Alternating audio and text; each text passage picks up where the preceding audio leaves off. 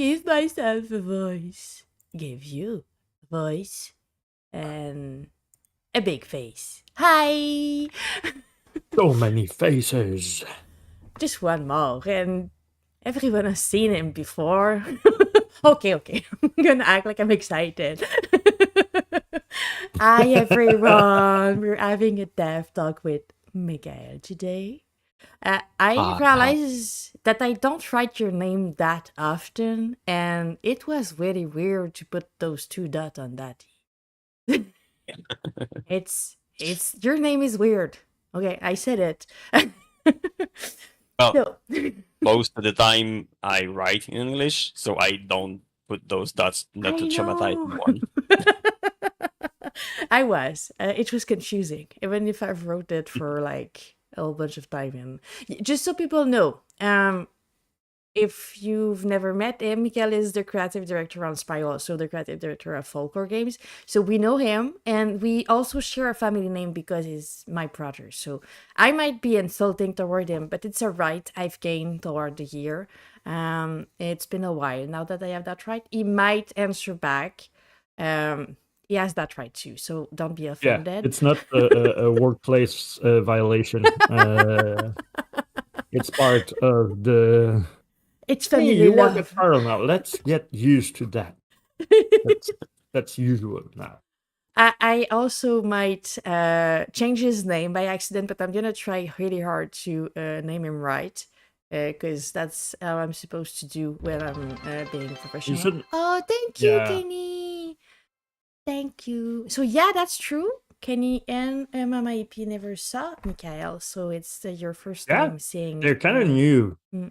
So, Mikael, meet Hi. Kenny Kins and Mama EP. Two other content creator, actually. Kenny and Mama were on stream yesterday. Yes. Two different kind, but I do hope that both of you, Kenny and Mama, will follow each other, because you've got some complementary cozy chaos thingy. I think it would fit well together. We're not gonna change the formal. We just decided that it would be interesting to have him as a guest to talk about indies, because even if I'm insulting towards him often, is kind of brilliant and have many good takes on things. Yeah, depends. I agree. When you disagree with me, I do not think you're brilliant, but you know. So, to start that beautiful adventure. And you will notice how I refrain from any kind of comments about anything interpersonal relationship that those two have. You will see me sitting quietly behind my camera, smiling, Don't. nodding, and or having no reaction at all. We know each other too much, so you're supposed to be the one being like the more interviewee human here. You're supposed to do like, Oh, I am. so Mikael, I have. who are you, and what is your origin story? How did all of this start? Hold on. We should. Yeah. Okay. Because I know on a paper what that, like in primary school, it was written, what do you want to do later? And he said video game. He was like 9 years old. So, Oh, for real? origin story. Okay. Before we actually begin, although that was a very good introductionary question, are we doing this like Larry King style? Journey! Hey, Journey, Jesus. Hi. Journey, you should be asleep now. No. It's 6 later, so it's like 1, 2, 3, 4, 5, 6. It's like 7 or 8. Yes, I did it on my finger. He judged me. I said 1 plus 6. What does that make? 300. That makes sense. Oh, Well, there you go. It's 7. She's not going to bed that early. Hi, Journey. Nice to have you here, Journey. Thank you. So my question was, should we do a Larry King kind of interview or a Hot One kind of interview? I know Hot One, but I don't know what's the kind of interview Larry King is doing. Well, Larry King goes like really deep. Like it's a one-on-one black background. Dum dum dum. Yeah. I think we're gonna go for that one because he's not suffering through it. Do you have any hot wings near you that you can eat while we ask questions? That could be fun though. No. At some point, we should do one like that. Missed opportunity. I knew you were gonna be a deception. I'm usually more of a disappointment. Yeah. But I could do deception also if you want. Thank you. You're so versatile. And he's going to be the one that will correct your English Yes, now. yes, he will. I don't mind. Hold on. I can insult him on what he's saying, so he can insult me on what I'm saying. But yes, you're a big disappointment. There, you said it correctly. Thank you. Oh It's my maybe God. it's All right, because so- he's correcting me with insult but love too. No judgment. It's just insult and it's usual. It's usual. You do that in yeah, French it's too. brotherly, sisterly love. Yeah. So yes, no hot one on that one. We're gonna go Okay, with so Larry King. Yeah. I won't do the kind of like New York-ish Irish accent because I don't think I you should. barely can do English accent. So let's start this wonderful little conversation with Michael, who is the creative director of Dictator. Folklore Games, who made quite recently, or not so much, depending on your value of time, the game Spiral. What is Spiral? I don't know.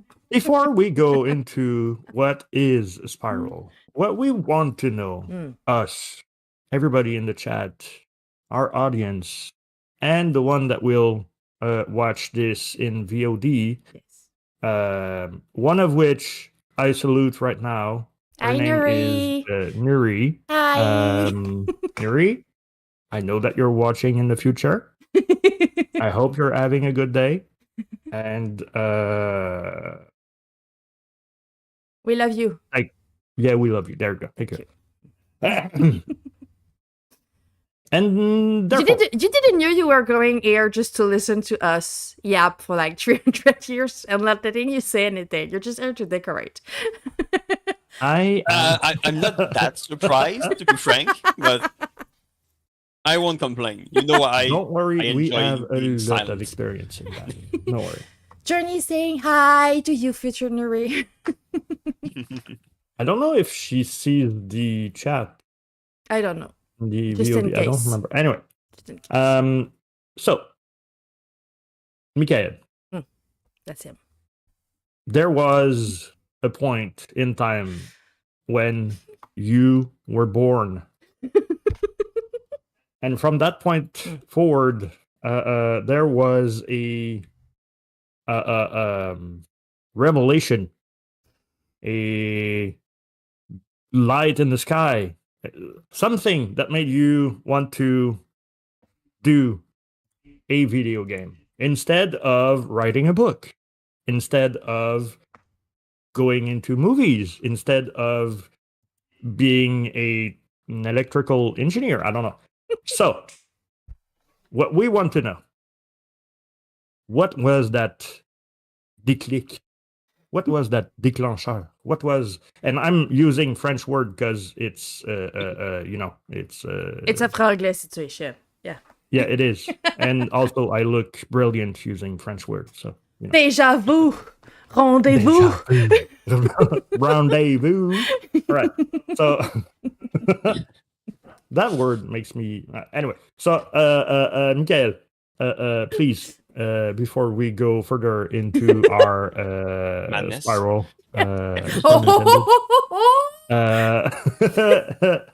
what was what was the moment? Was it when you were 9-year-old and you wrote that you want to make video games? Or it was probably when you saw Squall and find it really cute and wanted to make more of him. I doubt that. Unfortunately, since as you mentioned just earlier, already at 9 years old, I wanted to create video games. So I don't remember at what point I just wanted to do them. My memory is already failing, and trying to remember what I was thinking at 6 years old will not happen. So as far as I can remember, I always wanted to create video games. I'm assuming the fact that we got a PlayStation 1 fairly early had something to do with that. I remember playing Crash Bandicoot and Final Fantasy and Twisted Metal and all those games on PS1, and probably because I had so much fun, well, playing and understanding what was happening and trying to imagine what I could create, made me want to create video games. And I'm someone rather focused, so when I decided I wanted to create video games, it did not change. Usually when you are 6 or 7 years old and you decide you want to do a job, it won't be that one, but I'm strange and I chose it at that time, and it's the one I'm doing today. So Because you're but really yeah, flexible, even in your thoughts as a Yes. child. exactly. Yes, Pichu. Mikael is the one taking care of all the bugs too. Yes, is with joy, Yes. pleasure, Happiness. happiness. Yeah, all of those emotions. Thanks again, Pichu, Still. for your nice your last playthrough. Seeing the shield thingy in the boss fight, I think, was very useful. So yeah, Yes. you were highly focused even when you were a kid, because yeah, you're right. When I was 6, 7, and 8 years old, I think my career path was being a fighter pilot or astronaut. I don't remember. I wanted to do clothes for a living. I was drawing really ugly clothes and trying to sew them. It was really ugly, really bad color matching situation. But yeah, that was the dream. I did not You have to realize start my somewhere, dream. Jess. You have to start. You're the only one who did. He's needed Yeah, a pilot. I do So realize that focus was something I was lucky to have for meeting people all wondering what they wanted to do even much later in life. Still. So I had it easy, for sure. Journey is like letting a 6-year-old make your life decision. Yeah. Yeah. Yeah. No, really. I mean, well, if the 6-year-old is focused enough, geez, I still don't know what I want to do when I grow up. So, takes time. But good on your All right. 6 years old. So that was the point. You were saying the first PlayStation game. Do you have a clear memory of like the first?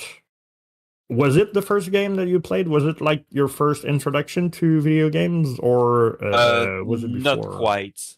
We played a bit on PC beforehand. I don't remember all of the game, but a couple that main games I think were Adibou and Champion en s'amusant. Yes. Were our two main games when we were younger. Those I was playing classics. Mia too. I was playing Mia, Yeah. and you were playing that horrible, traumatizing Time Time Commando. Commando. Yeah. That fucking old. But I think Champion en s'amusant was Yeah. probably the first. Yeah, I do think so too. It I was like know. I Yeah, don't think there's an equivalent in English. I No. apologize for that one. It's it, just it's like you have local game. yeah. It's game, but kind of school game a bit. Like you Yeah, need to learn maths helping and children to learn. word and alphabet and things like that. So it's a video game, but it's trying to help you learn things. So yeah, it's like a bunch of little game that you have. I don't know if there's let me check if there's an English version of Champion en s'amusant. It was coming with magazine each month, a new version of the game, and a few more mini games in it. It's a very strange thing. But I loved it. I'm looking at Time Commando right now. I don't understand why you think it's traumatizing, Jess. I was stuck. It's Oh. just it was still a time where saves did well. They kind of existed, but you had 3 lives, and if you lost all of them, you had to restart from the beginning. I mean, many people know those kind of games, but since we started with Champion en s'amusant and Adibou, and then we moved on to Time Commando, it was Rough. quite something to have to play through the whole game without dying if you wanted to reach the end. It was something. I'm looking at the video Oregon and Trail. like they have a Steam page actually. So you get that Um, Adibou was kind of a clicking situation. In Time Commando, you have like control, like real one, like a game, and I don't know if it's like the first thing you see, but you're in a hole and you need to step out of it. I've never went past that hole, never. And I've spent. I think there's the soldier or something trying to kill you when you try to go out the hole, which is why you never. I think I was just not able to climb it, jump on it. I don't know what it was, but I was not able to get out of that hole. And I was trying really hard. I've spent probably not that much time, but too much time on it. And I was just stuck in it. Yeah, I hated that game. But there was a bear later on, I think. I've mostly watched him play things. I was too bad for that. I don't know Oregon Trail, but it's probably similar to. You don't know Oregon Trail? No. That's like the holy grail of gaming development. I mean, if we ever get, I don't remember the name, but one of those two guys on our DevTalk, I Can Die After. It's like we won't do better after that. The story that they have in making that game is like a movie in itself. It's really cool. Oh, I don't know. Sorry. Oh, you were a baby, Journey. Yeah, I know it's an old DOS game. Champion s'amusant is 2000. It's like, yeah, it's probably a bit of the same. Not quite. No? 90s. 90s? Yeah, in 2000 we had a Mac, and so Champion s'amusant was not an option anymore. So it was more in 97, 98, around that. S'amusant. There is no Wikipedia page for that because, yeah, I guess that was it. Well, for your information, because I know that you want to know that, the editor of Time Commando is 2.21 or 2.21. What? Which I find very interesting as a studio name. It's like a version number. Oh, did you share Champion s'amusant in the chat? Yeah. Cool. On the Discord, there's an example of what that beautiful game is. Thank you. I'm sorry I went away on the subject. But yeah, so Champion s'amusant is the inception of all of this. Who would have knew? Well, fun times. So that's our starting point. Mm-hmm. After that, must have been a couple of years. Did you have any like experience before like going into an actual school to do that? Was it something that you tried to learn on your own? Not at all. I don't know why. I mean, tutorials and things like that were not quite as present at that time. But I knew where I wanted to go fairly early. At the end of high school, we went to some place where there were many schools and jobs offering, and we were looking at the options, and one of them was the NAD. where I went, and I went to that to their stands and their booth. I asked them, what I needed to do to be able to join the school, and they explained me I had to do 2 more years going to well, I don't know. There's no equivalent in English, but the cégep. I had to do 2 years there before moving on to Between that school. it's the between high school and university, because you leave school, Yeah. you're like 17 and you need to be to do something else before you go to university in Quebec. So there's what we call a cégep, which you become not a teenager apparently. Right? Technically, you don't need to, Yeah, you don't need to. but to go to university without going to cégep, you need to be 21. yeah. So you need to either do one or wait. Wait. And work. Yeah. And then since you're working, you don't want to leave work and go back to school when you're 21 most of the time. Well, yeah, it's the ongoing. I'm still living at my parents' place. They want me to either work or go to school. I'm gonna waste 2 years of my life learning sciences humaines et sciences politiques. So yeah, and after that, well, I did my 2 years. Collège Médicis. Sounds like I'm going to prison, but not Yes. quite. Did But I yeah, hear at some point that you went in the army, or that was That's- before. But it was technically between after high school, before going to a few months only. I went into the army. Because yes, for those that don't know, he did that and he had a shaved head at that time. Yeah, no hair? No hair. I'm gonna say thank you for your service, because I don't think he did any service. Yes, he did. He He went, just poop in the forest. He went in. I'm pretty sure. Let me write that book. During those years, it was either Iraq or Afghanistan. So I'm pretty sure that Michael was leading a platoon of No. 16 men, Yes. special ops. exactly. He was having issue with authority. He was having issue with everyone. Yeah. That's the reason why the Royal Canadian Army decided to put him in a special ops position, Yes. not answering to anyone, and yeah, he. That's what I Unfortunately, we single-handedly cannot won the war. talk Yes, about the yes. details of those missions. did that.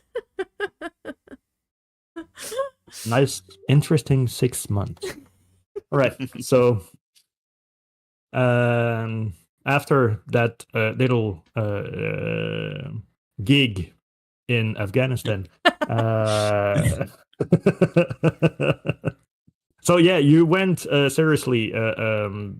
You went to the Centenade, Had to and change I'm ski guessing. and What did you all. learn in like that school? Technically, when I arrived, I wanted to create characters. It's what I'd say 95% of people going in video games want to create characters. They don't want to design, they don't want to program, they just want to create characters. And their And then- dreams are shatters. Also, they learn about everything else that needs to be done in a game, and then they realize what they really want to do afterwards. So yeah, I started wanting to create characters, and I think after the first year, I realized I did not have the skills level that the other had, and I also realized I liked a lot more designing games and creating the mechanics and creating the world and deciding what's going to happen and all of that. So I changed my path and aimed toward game design. Technically, in that school, we learn a bit of everything. So we learn how to create 3D models, how to draw, how to animate, just a bit of everything. Design was not what they were teaching the most. I think we had 2 classes, and then at the end, one special class where we're specializing in design, but it was fairly light. So I had to do most of my learning while creating projects and learning on my own and trying to figure things out. And yeah, Afterwards, I moved on and decided to, well, I technically did not move on since it was at the same place, but I decided to do a master degree uh, on video games, so specifically the importance of choices in games. We And gotta talk about that one. That's a But good one. But first, we need to answer Journey. The reason why world building is not primary is world building is also creating 300 trees that are just slightly different, or 300 rocks that are just slightly different. So when you're not building like character, you're doomed to create a bunch of like really, really redundant thing. And that's why people usually want to do the character, because that's the most important thing. That's the character that people are going to see. They're going to be able to do that really specific and like really original piece. But when you're doing the rest, we see like the house and we say, oh, that's cool, the house is really cool, I want to build that house. But you need to look at all of those like little rock and little like tree that you have that are everywhere, and most people are going to work on that. If you're like older in the company, or if you're in an indie project, you have more chance to do something else. But junior mostly do repetitive and a bit boring work, I'd say. I don't know if you agree or not on that. You know way more than me. it goes with the scale of the company for sure. The smaller the company, the fewer artists there are. They're going to work on much more different things, and they're still very interesting pieces to create in the environment. I know Tom that works with us don't care for characters, but loves to create the environment itself. And I'm sure he doesn't enjoy working on rocks and Yeah. trees that you need to repeat endlessly, but there are still main pieces. You need to create a bed, you need to create a house, you Yep. need to create everything, essentially. So there's stuff less interesting, there's stuff more unique, more interesting to create, but there's a variety for people that loves to do that. And afterwards, after they specialize, I mean, some people will realize they don't enjoy that much creating characters, but they really love creating the environment. But at the end of the day, you're right. In large company where there's hundreds of artists working on a project, usually the juniors are going to work on smaller stuff and just variation of that stuff. And sometimes they are going to be given one props and they need to create variations of that props. So it's not that exciting, but those companies are very large. I mean, it's Ubisoft, it's CA, it's Big AAA. I don't mind even Behavior, which is still a large company, is small enough so you don't have to do that. But yeah, it's the really, really big ones that But you're going to have some artists doing when very people go to big do job. 3D art, they think about doing character. about They those. don't think about Yeah. that bed or that rock on the side. They think about the main piece. So, but yeah, I agree. And I really love the job of level art, because I think it's really specific. And if you have the opportunity to have just that as a job, I think it's really cool. It's like you're decorating a same house, but you're like you have all that old world to build. So I think it's really cool. But often it's in smaller company, it's not a specific job. You do that and something else. So Yeah. Either level design or modeling. Yeah. Essentially. I've been jumping back into Cyberpunk recently, and instead of using fast travel or even cars, actually, I decided to walk in that game.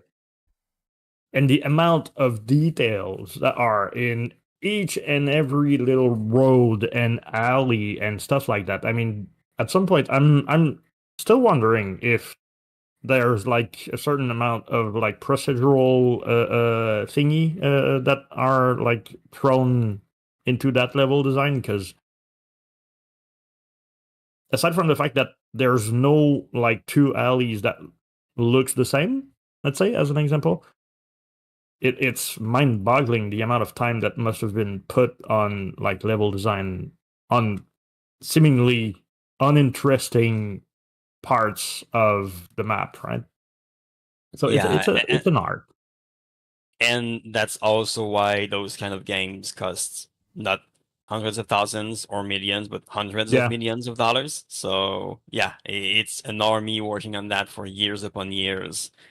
And there's a fair chance that a certain amount of procedural has been used inside of it. But usually, even if they do use it, someone will go over and make some adjustment to make it perfect. Be sure nothing overlaps and there's no odd things. But there's a fair chance because it's just too huge and it's the tool fairly easy to have access to. And usually when you get to that size, you try to cut as much as possible because when you cut, you don't cut dollars, you cut hundreds of thousands of dollars. So yeah, A bit more. Yeah. When the lightning in that game is like, the light is insane. Yeah, it is. It's putting my what I thought would be a long-lasting graphic cards through its paces. Even now, I'm kind of like looking at the like I'm 2 generation back right now, and I'm like, oh my god, I'm barely hitting 30 FPS most of the time. So yeah, a very side question, but you had a computer for how long so far? I had what? Your computer, you have it for when did you bought your computer? Well, the graphic card is like I don't know 2-3 years old. It's a 3070 Ti. Yeah. Well, I mean, especially on my side, I work with my graphic card, and usually I need to change my computer every 3 years. Yeah. Not just the graphic card, but the whole thing, because it progresses too fast, and after a while, you're just wasting time waiting on your graphic card on your processor, and you need to update fairly frequently. So when you try to play the latest game with the highest visual, you need the computer of the year or the one before that and the high end. Otherwise, you're already falling behind. The thing is, that game came out in 2020, right? Well, technically, my graphic card wasn't even there when that game came out. You know, that's my logic. But I'm fairly certain when you bought your graphic card, you did not bought the one that was sold at the time for $12,000. So I think you'd be right they to think were that. aiming probably for that high end if you want to cut everything. I don't remember. I think I was, I usually try to go like either 1 generation behind because I don't want to pay the enormous amount. Like I've got a graph of like cash for FPS and, you know. But anyway, we're not here to talk about my gaming habits and or spending habits. We're here to talk about how Mikael made that wonderful masterpiece. No, in fact, of we're Sparrow. there to talk why he exists and how does he exist. So he's just sharing his skills and knowing that your graphic card is poop. That's what he was trying It's to not say. poop. No, it's not poop. I just mean things changes fast. As for the how, I am here. You can just ask your parents. It's the little bee and the little flower, and then there is a big bird and a baby in a pouch, and then a shoe, and all of those things together. There we go. Cool. Glad to know. So, once the bees and birds and bees stuff is now out of the way, Satnad, then you how much time did you spend in that school? In that place. It was 3 years for the bachelor degree. Afterwards, the master degree was not immediately available after my bachelor degree, so I had to wait a year. So I started in 2013, and I presented my thesis at the end of winter 2016. So about 3 years more for a total of 7 years, I'd say. It's not making you any younger. No, but I mean, That's a long while. And is it that thesis that was talking about choices in video game? exactly. Okay, can we talk about that? I know it's like a bit more philosophical than we usually do, but from what I've heard, Go ahead. He really worked on it for so long, and like maybe 2 people read it, and then it was put aside forever. So from what, because it's been a while, right? So from what you remember, can you give us like a brief, I don't know, defense of that thesis? Essentially, I highlighted a few things, the different type of choices there is in, and I mean, well, I'm going to backstep just one step. I mostly had example of video games, but when I did my thesis, it was on games overall, the importance of choices you had. But since my passion was for video games, I lean harder on that. Use a few examples like Beyond Two Souls, Mass Effect, Baldur's Gate, things like that. But yeah, type of choices, which were, let me remember it, they are the explicit choices, implicit choices, and invisible choices. Yeah. And also choices linked to everything that is, it's in French, so everything that's linked to narration and everything that is more, let's call it gameplay. It's not the fancy word I was using, but let's call it gameplay and an hybrid between those two. Spent a while talking about that and how they are presented in games and how you usually see them or don't see them. So for an example, an explicit choices is you are playing a narrative game and then a character says something and you have a wheel of choices and you pick one of those choices.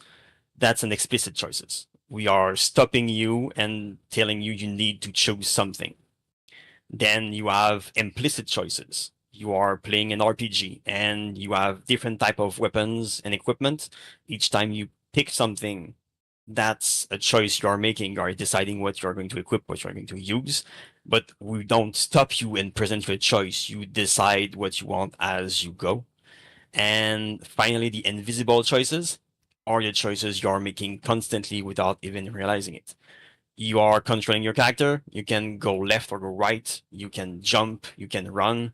Those are all choices you are making. And you do them constantly and you don't realize you are making choices at that point, but you are making choices. Also fought against the common, let's say, phrasing of people complaining in video games about false choices. And I say there are no false choices. They are pointless choices. You are offered 2 options and the character said the exact same thing and the game move along. That choice was pointless. But it was it's not still a a false choice. You had to make the decision. You had to stop and decide what you wanted to say, even if you didn't knew it was not going to do anything.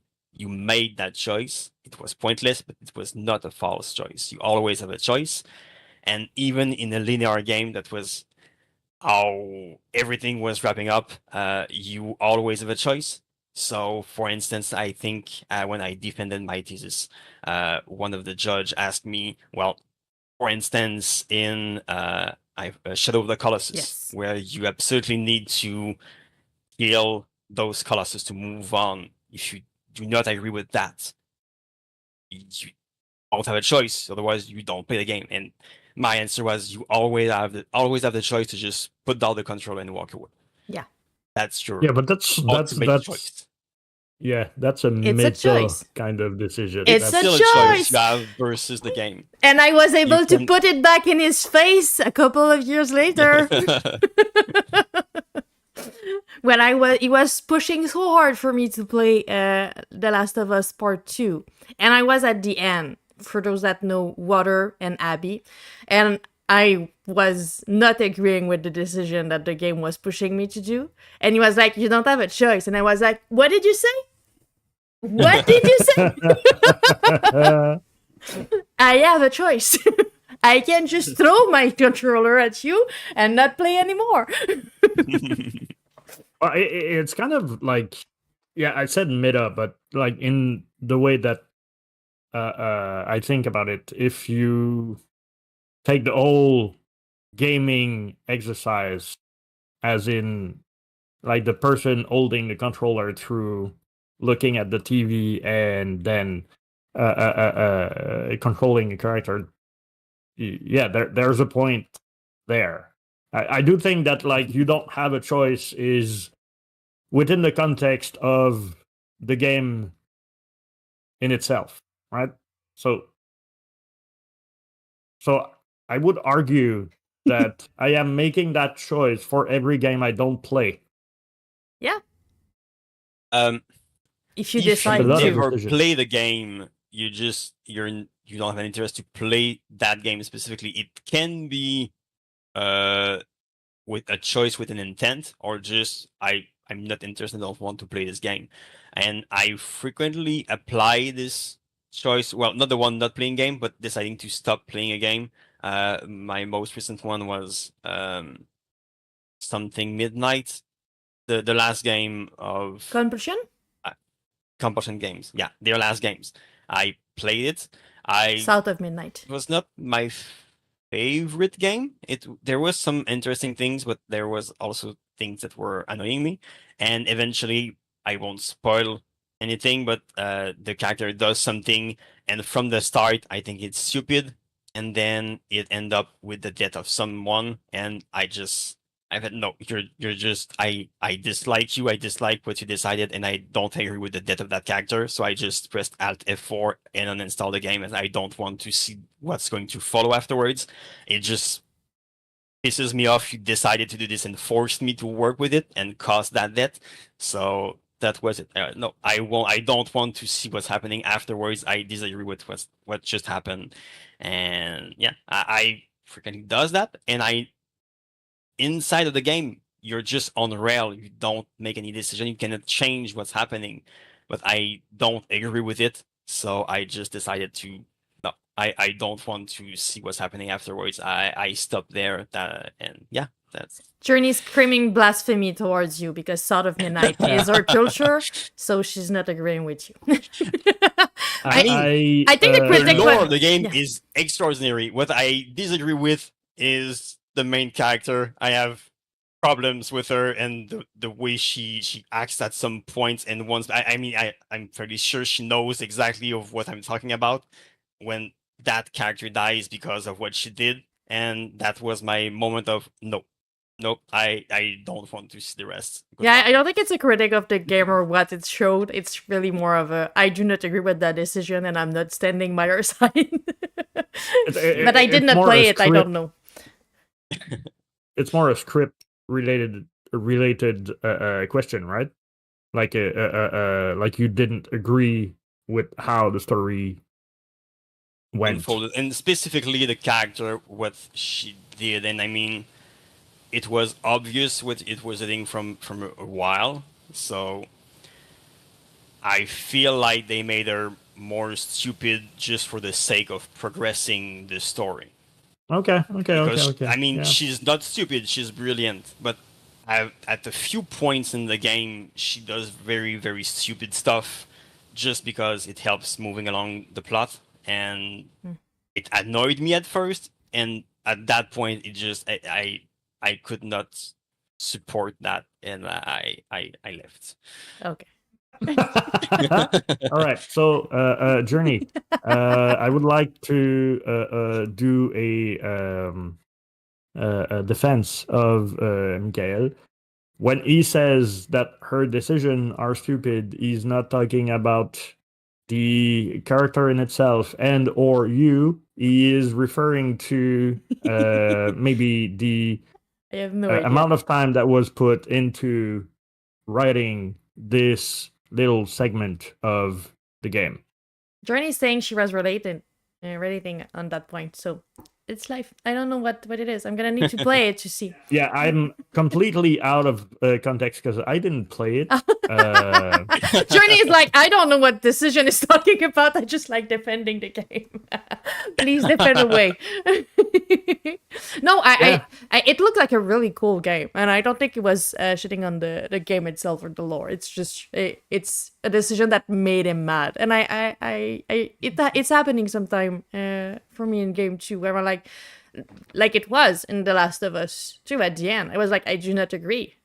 I understand what they did, and they don't want me to have a choice, but I do not agree, and I don't think it's the right decision, and I don't think it's a good decision for her to make. And I love that game so hard, but I disagree with that part, and I was like really, really, really unhappy with it, and I was like, no, I'm not gonna go forward. I don't care why she's doing it. I don't care the logic behind it. I don't think it makes sense, and I don't want to see what's happening next because I do not agree. And for me, that story should not go there. So it was more of a me than her situation. We talked about my great flexibility, Yes. and I realized something afterwards. Life is Strange, the first one, the ending, the choices you have to make at that point. Yeah. They also pissed me off, and I never realized it. It took me a while to realize it. I never played a Don't Nut game afterwards. Oh. Not a single one. It pissed me off so hard that every time I see a game from them, I just unsure I want to play it because of the ending of that game. I Let know me it's represent completely different game, different story, different everything, but it affected me so hard on how frustrated I was about how that played out at the end, that I see those games and I think they look very interesting, and then come the time to play them and I don't want to. I return to the space I was at the end of the first Life is Strange, and I don't want to go and play them. And I know it's absurd, I know it makes no sense at all, but it's just how I feel every time it's flexibility. I'm about to play one of them. For those of us who didn't play that game, I don't know when it came out. Can we get a kind of spoiler alert? Because I would like to understand the context in which Michael just decided to. I think we can spoil Life is Strange. So warning, first Life is Strange is gonna be talked about until like the end of the game. So if you never played it and you're planning on playing it, mute us. I'm gonna do when it's gonna be done. Well, essentially, for your sake, throughout the game, well, at the very beginning of the game, you meet someone. Well, technically, she gets shot and killed, and then you realize you are able to rewind time, and you save her, and then you start to develop a relation with her, and it's your friend. I think they were. It's been a while, but I think they were friends before, but they just fell out of touch, and then they reconnect at that point. Yep. And throughout the game, at multiple points, you save her with your power, because she just end up in situations where she would die, and because you use your power, you're able to save her. And like a couple of times, right? Yeah, and multiple times. I think at least 4 or 5 times throughout the game. And you can use your power at multiple points, but specifically her in the main story, you need to save her. Yeah. And then at the end of the game completely, there's a gigantic storm that arrives and is about to destroy the whole city. And you realize that the reason that storm is coming is because you abuse your power, and she was meant to die, and you are scrapping the timeline, and the storm is going to destroy the whole city. And at that point, you have a decision to make. Either you don't give a fuck about the city and decide to just save and keep your friend, and the whole city is going to be destroyed, and you don't know how many casualties are going to be, but you still save your friend and you don't mind the consequences.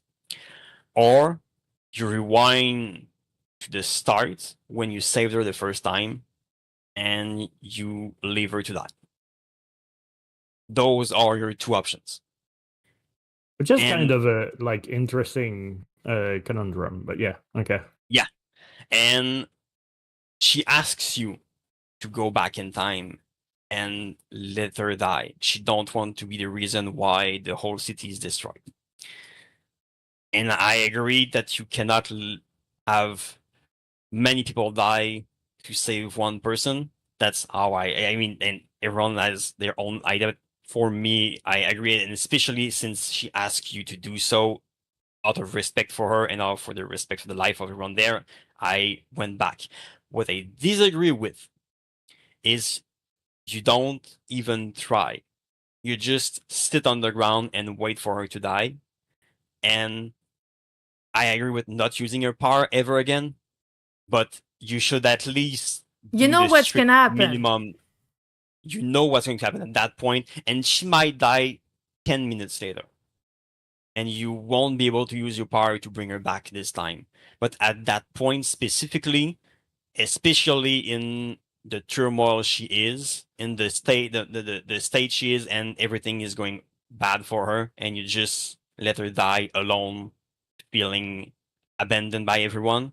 Yeah. That I cannot condone. I wasn't So happy with it too. that's You're what made me forced to so be pissed, okay. You're and forced to that's be why like I never played another game. unsupportive. You're in the room. You're there, and you're not doing thing.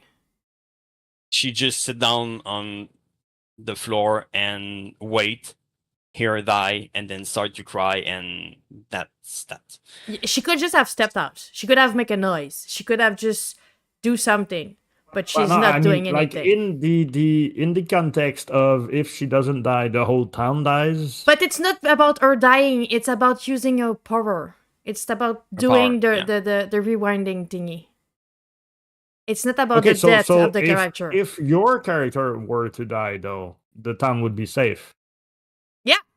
I guess. So why didn't she? Throw herself in front of her.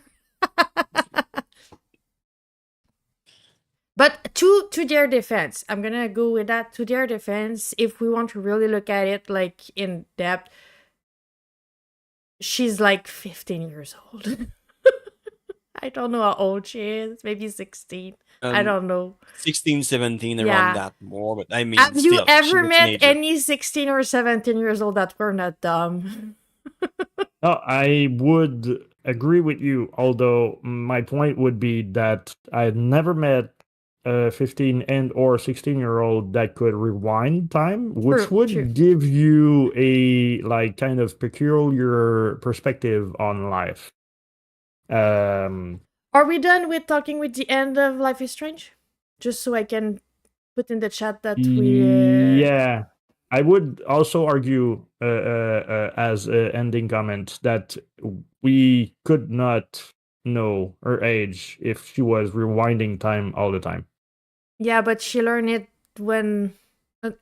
Yeah, but she learned that she had that power in that scene. So. Yeah, I know, but from that point, her age becomes confusing. Yeah, but she can just remind like a tiny amount of time, like really, Mhm. really tiny, just a couple of seconds, depending. So right. So I'm gonna bring Journey back.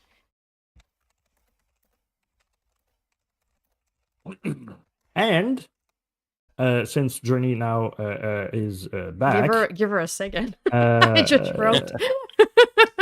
Writer takes in that I can get on board. Yeah, Kenny is kind of right, and that's. I mean, there's a difference between a book and a movie, like a contemplative media instead of a video game, which you like have your hands in it, like you decide a lot of stuff in a game, and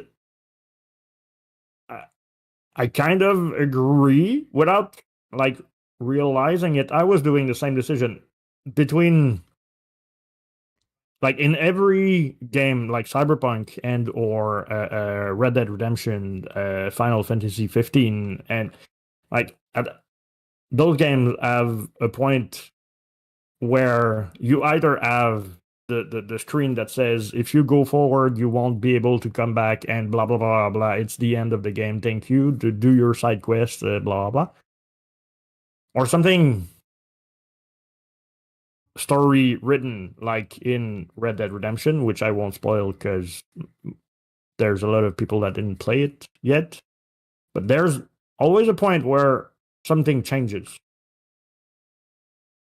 And usually that point is where I stop playing.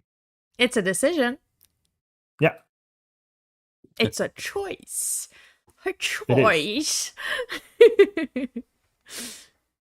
Yeah, I like it. Is it my sound that just dropped, or is it yours?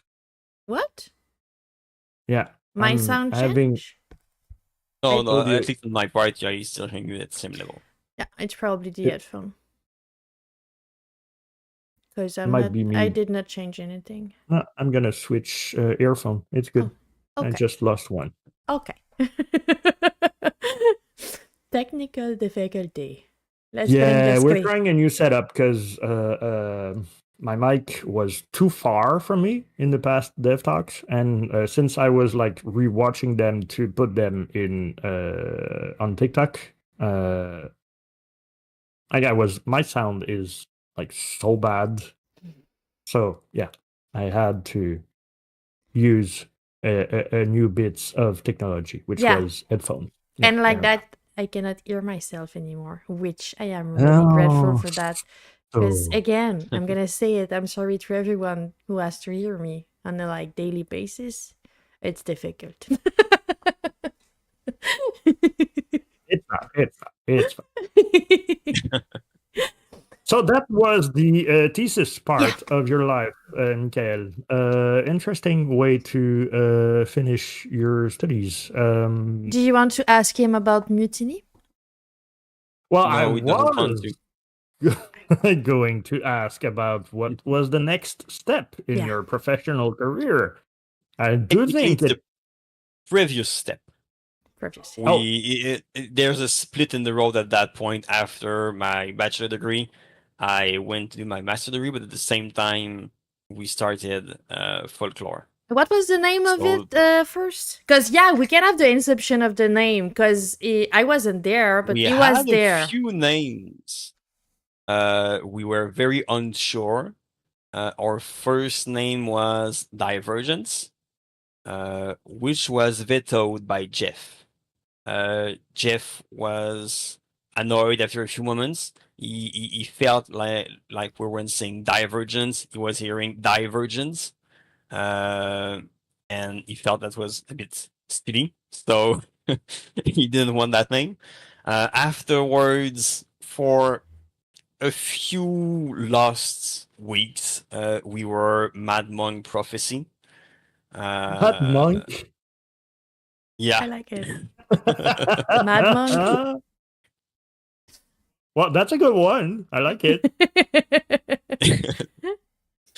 And we've ended up settling for folklore after a few months. I think we signed our first. I forgot the name of that thing. Paper. Convention. Anyway, Paperwork, yeah. we were Mad Monk at first when it was Jeff, Felix Antoine, and me. But we changed it to folklore fairly quickly. And we never had a logo or anything for the other two names. It was just internally we signed a few papers with those names and then changed our mind. But yeah, technically we were 5 when we started talking about the company.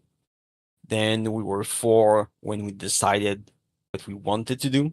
And then we were 3 when we signed the actual things. And then you were People 2. were no, we were never 2 because you I switch bought with it him back. instantly.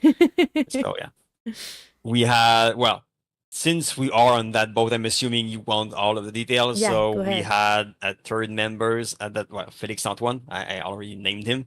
Who started with us, but let's say he lacked commitment. Yeah. I'll leave it at that. And eventually decided he wanted, not he wanted, but I asked him if we could buy back his shares, and he agreed. And I think we bought them for $200 or $300, Five. something like that. $500, yeah, Canadian. So it's about $20 for you. 4 cents in the US, 2 in euro. And yeah, that was the end of it. Yeah, and the reason we started the company, that's another. Yeah, go There's too ahead. many long story today. Go ahead. Um, so the reason why we started the company in the first place is, well, to answer your question, mutiny. Uh, during our last year, one of our last projects during the bachelor degree was to create a board game based on the concept of what's the word? Well, Everyone she needs to went. agree. Yeah, no. Uh, Okay, everyone needs to agree. Okay, cool. there's a I'm pretty word for sure she that. went to. Yeah, she does have the box somewhere. Anyway, so we had to find to create a concept of the game for that. Yeah, that's our first logo, our magnificent logo. It's too dark and small for me to show it clearly. But Well, I like, mean, it's not just for you to show on the box itself is too small and too dark also. But yeah. Anyways. Isn't there like an ad of that game somewhere? Yes, there is. With my evil laugh. Well, so go when ahead. we I'm gonna try to find it. afterwards, our teacher loved the game so much he told us we should try to sell it and or create it for real, have a physical version and sell it. And he recommended we create a Kickstarter for that. However, at the time, Kickstarter was limited to the US only, and the only way you could from Canada create a Kickstarter was to register a company, open up an account, a company account in Canada, and then in a branch in the US, open up another account, and then you could launch on Kickstarter. So we jumped all the hoops, and then I think a week before we opened our account in the US, Kickstarter announced that they were extending to Canada. So we did all of that for absolutely nothing. But yeah, we now had a company, and we launched Kickstarter on. We launched Kickstarter. We are now billionaires. Yes, you and are. Why did you help more with the money side on Spiral? You mean? So we launched Mutiny on Kickstarter, and it was another failure. Yeah. And it did not work at all. I think we got a couple $100s, and the campaign failed. And looking back at the campaign we had, the videos and our page, I'm surprised we had a couple of $100. It was terrible. And we tried again a few months later. It's not great either, but it's better than the first one. And this time around, we succeeded. We had, I think, our goal of 2,000 Canadian dollars, or again, about $50. And yeah, afterwards, we were sure we were on our way to victory. So with all the money plus our own savings, we printed 2,000 copies of the game. We had sold 200 on Kickstarter, so we sent those 200s. Oh no, there's an important part that you did not mention. When we received those, they are not built. You need by hand, like him with glue in a basement, to build those boxes and to fold those things and to make those boxes before sending them. That took a while. Yeah. And yeah, so we printed 2,000 copies, sent the 200s for the Kickstarters. And afterwards, I think we sold maybe 25, 30 copies to store in Montreal and around. And that was it. So there's still we still have hundreds copies of the game, but we don't have them. You don't have them. I gave them to one of the designers of the game that was not part of the company. He was there when we started thinking about it, but decided not to join. And yeah, apparently they built the boxes and that's it. He doesn't know what to do with them, but I was tired of having them in my basement, so I gave it to them. It does not exist anymore. Yes, it does. It could be like if we can ever get our hands on those copies, it could be like buy the next project and get a failed board game.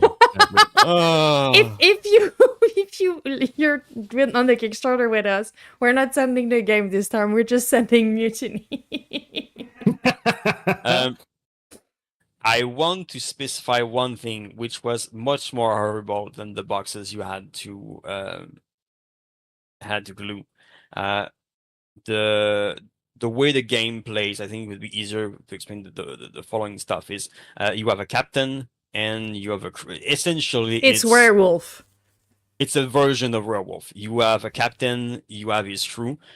About half of them are loyal, about half of them want to betray him, and you have a cook. The cook is part of the traitors, and he serves meals every round, and one of them is poisoned. And during a round, each character can exchange his meal with someone. So the traitors know which one is poisoned. The loyal mates doesn't know, and they need to try to keep the captain alive. If the captain dies, then the traitors win, and if all the traitors are poisoned, then the mates and the captain wins. And the company we worked with, we sent them the cards to print, and they printed both sets on 2 different printers, and the poison meal and the normal meal have a slight color difference on the back. So you can spot instantly which meal is poisoned. Oh, that's not fun. We contacted them, and they told us in the fine prints there could be some slight color difference, and it was not their problem. Great. Yeah. That was very fun working with them. Read the fine prints, people. Read the fine prints. So I had to fake the meal cards and double them. Put a normal meal behind each meal and behind the poison meal, so that every card would have the same back. However, it means it doubles the stack, so the box was full to the brim, and well, people were receiving cards that looked like they were stick together, so they were trying to. So we had, at the end of the day, we were already losing money, and we had to pay a few $100 more to reprint the whole stuff, and then send them back to those that bought the game, and or new boxes were with the new meal version. So that was a nightmare. I think it was a nightmare for 2 years, or about 2 years. Yeah. And afterwards, I mentioned to everyone that this game does not exist, but apparently they keep trying to make me talk about that game that does not exist and they try to forget. Although I would like to say that 10 years ago, there was a lot of how to play Mutiny on YouTube. So, yeah, I mean, some people play. Currently, that's strange because 10 years ago we had already moved on ish. I think. Yeah. The game released in 2014, so I guess someone stumbled upon it and decided to make a probably video. Yeah. One of those rare games. Therefore, so we you released a board game, and then I'm guessing realized that making a board game is a bad financial decision. So what was the next step? Was it at that point that Spiral came on, or did you have another brilliant idea? Like, there's another game that doesn't exist. Yeah, no, that one really doesn't exist. It won't even be named. But before even that game, after Mutiny, we decided to just put a hold on things. We were in the red. We didn't have any plans, and I personally needed money since I was still in school no job outside of that, Yeah. so I needed a source of income. So when I was reaching the end of my, or right after my master degree, I joined a smaller company. Well, still larger than Folklore, but not a very large one. Working on, I never know how to call those. It's like a mix of video games and attractions. So you are in carts and you shoot at screens or you interact. Yeah, so arcades game. Yeah. Yeah, kind Not of. quite arcade. It's strange how to explain. I mean, there's a few of them that are actual roller coaster, and suddenly you arrive at some point and you grab a gun and you shoot on stuff, and you have escape rooms and Okay. just plenty of stuff that includes video game part ish. Okay. So I worked with them. I started in, I think, winter. Is it winter 2016? Maybe I don't know. around that part. Anyway, I don't really mind. And I worked there for about a year and a half. So no, winter 2017, a year and a half full time ish. And afterwards, that's when I left. It was for Spiral. But that's And also yeah. where we took other people. No? Yeah? Yeah, it is. Yeah, it's the company is Triotech. I had I forgot for a brief Yeah. moment. So yeah, Triotech. And during that first year ish, I worked on the project that does not exist. And I mean, it really does not exist. It's been deleted from my computer and it's been deleted from iOS and Google where it was. It was a mobile game. Yeah, mobile game. It was more of a test than an actual intent of becoming rich. It was, I never released the game on those platforms and I want to see what's the whole process. I had a few ideas in my mind and I wanted to try them. So we worked a little bit on that. Audrey worked on it. So our art director at that point, I needed someone to do the art. And I asked her if she had the time and she said yes. And it's working on that project that brought her to Spiral afterwards.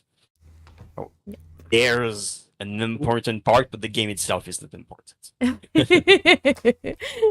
That's where you started working with our art director, yeah. After meeting her. So that's the inception point of Spiral. That's about at that time. Yes, where, and no. I love to do some backtrackings.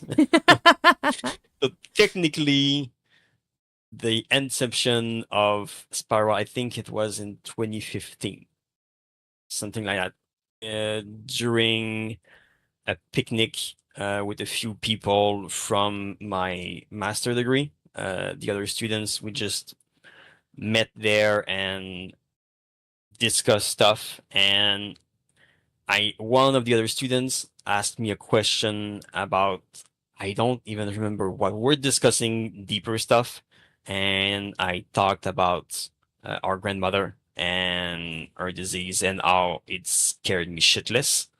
And we're talking about the way art was, you could express things with art and that we were creating video games and it was also a form of art. And it just, it planted a seed of maybe I could create something out that emotion and also that experience and what was the degeneration, cognitive degeneration disease.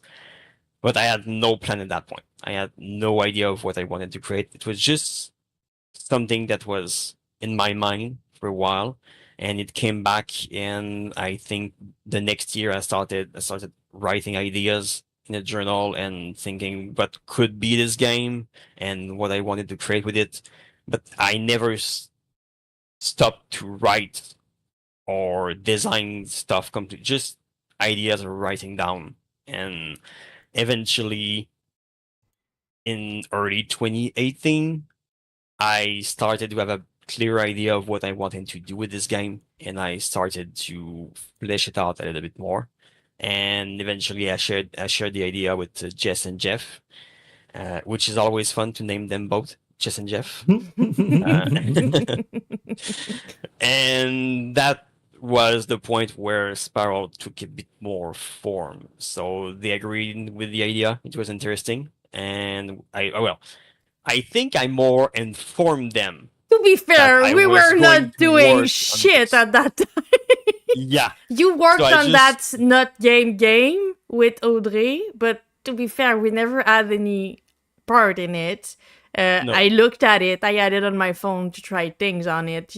I did a couple of posts too on the social about it. They're not there anymore. They do Okay. not exist anymore. But I remember doing a couple of posts about it, like a daily thingy to see what was gonna happen. But to be fair, we did not exist at all at that time. And you were working alone on it. So when you told us that you wanted to work on that, we were like, oh, this doesn't change anything for us. So yeah, I But don't even it remember. eventually did. I think from the start I wanted to do things differently. So that not game, I was just working in my side and trying stuff. And when I reached a point where everything was ugly, I asked Audrey to help me and make it less ugly. It was still very ugly, even with her help. It was. But I'm sorry, just but I don't slightly less. understand. It was pretty ugly. Well, technically, she was not the art director on that. I Yeah, was true. asking for assets and Yeah. I was putting them together alone. Yeah, And yeah, I get it. it looked like nothing. No, it didn't. But Well, There is eventually, no everybody when has we to start started, somewhere. Yeah. So I mean, Mm. So yeah, I left the company and I decided to take a month on my own, just reading, trying games I felt could bring something to my concept of Spiral and then writing things down. And afterwards, I poked both Audrey and Stefan at the time, which was our concept artist for I think a year. And then we started to meet and really flesh out the game. And before the end of 2018, I presented the game officially to Jeff and Jess and telling them that's going to be a larger project and we're going to work on this. And in a year and a half to 2 years, we're going to release it. I'm sorry. 2018 was it? 2018. Yeah, we were aiming for 2020. And That then worked well. we met with someone about the episodic thingy, and then we wanted to release our first episode in 2021, and then in 2022, and then we just decided we were gonna stop talking about releasing that game. Yeah, the first time I met you guys was in 2021, I Yep. think. Yeah. Okay. So yeah, I was already late to the party. We had released the year before. So how many? Because I know that there's like some different version of Spiral out there. How many version of that game has been actually built? Built. I'd say, well, because it depends on the scene. We have the final version. We have, I think, 4 or 5 version of the library scene that has been made way too many times. And we had a prototype, which was the first scene, which was completely different than the one we have right now. Are you forgetting about the other one? The one where it's just island and you need to go up and down? The Yeah, that's the platformer prototype. one? Okay. Yeah. That's the prototype. That's the version I was talking about. And there's also the first concept. So when we started working on it, I mean, it was that concept for maybe a month and a half. But at first, it was supposed to be an isometric action game. So we were in this. Let me paint you a picture. So Please do, because the game like starts platformer, I can at think the of. top of the staircase. The staircase were there from the very start, and you control a character that has all of his abilities, all of his levels, and you are super strong and you're able to jump, run, do combos and everything. And as you go down the spiral staircase, you stop at different levels and you explore different memories. And every time you finish exploring one, you go back to the spiral staircase and go down this way. And every time you do, you start losing abilities. You start losing your combos, you're losing levels, you're unable to do some actions until you get back to the very beginning and you're just an old man unable to do all the action stuff you were doing at the start. Yeah. That's kind of interesting. That's a nice concept. That's I can see it actually. I mean, you could. There's not a lot of like replayability with it, but the if you go in blind, it's a nice like surprise that you get all throughout the gameplay. I would think actually. So I that still was think the like idea is interesting, but we fairly quickly changed to have something more emotional and linked more what the player does and see to what's happening to Bernard. And also, I think there was a decision of I think it would be too complex for the resources we had at the time to create this and make the combat very fun, very crisp. And we did not have the experience to do that while we had more experience creating something that, well, we didn't have that much experience, but we were more comfortable creating something that was more narratively driven. But yeah, I still think this idea is interesting, but I love where we went with Spiral, even though there's thousands of things I would have loved to be able to do differently or implement more, but lacking the resources, we had to put down those ideas. But name one thing that you still lose sleep over not having in the game.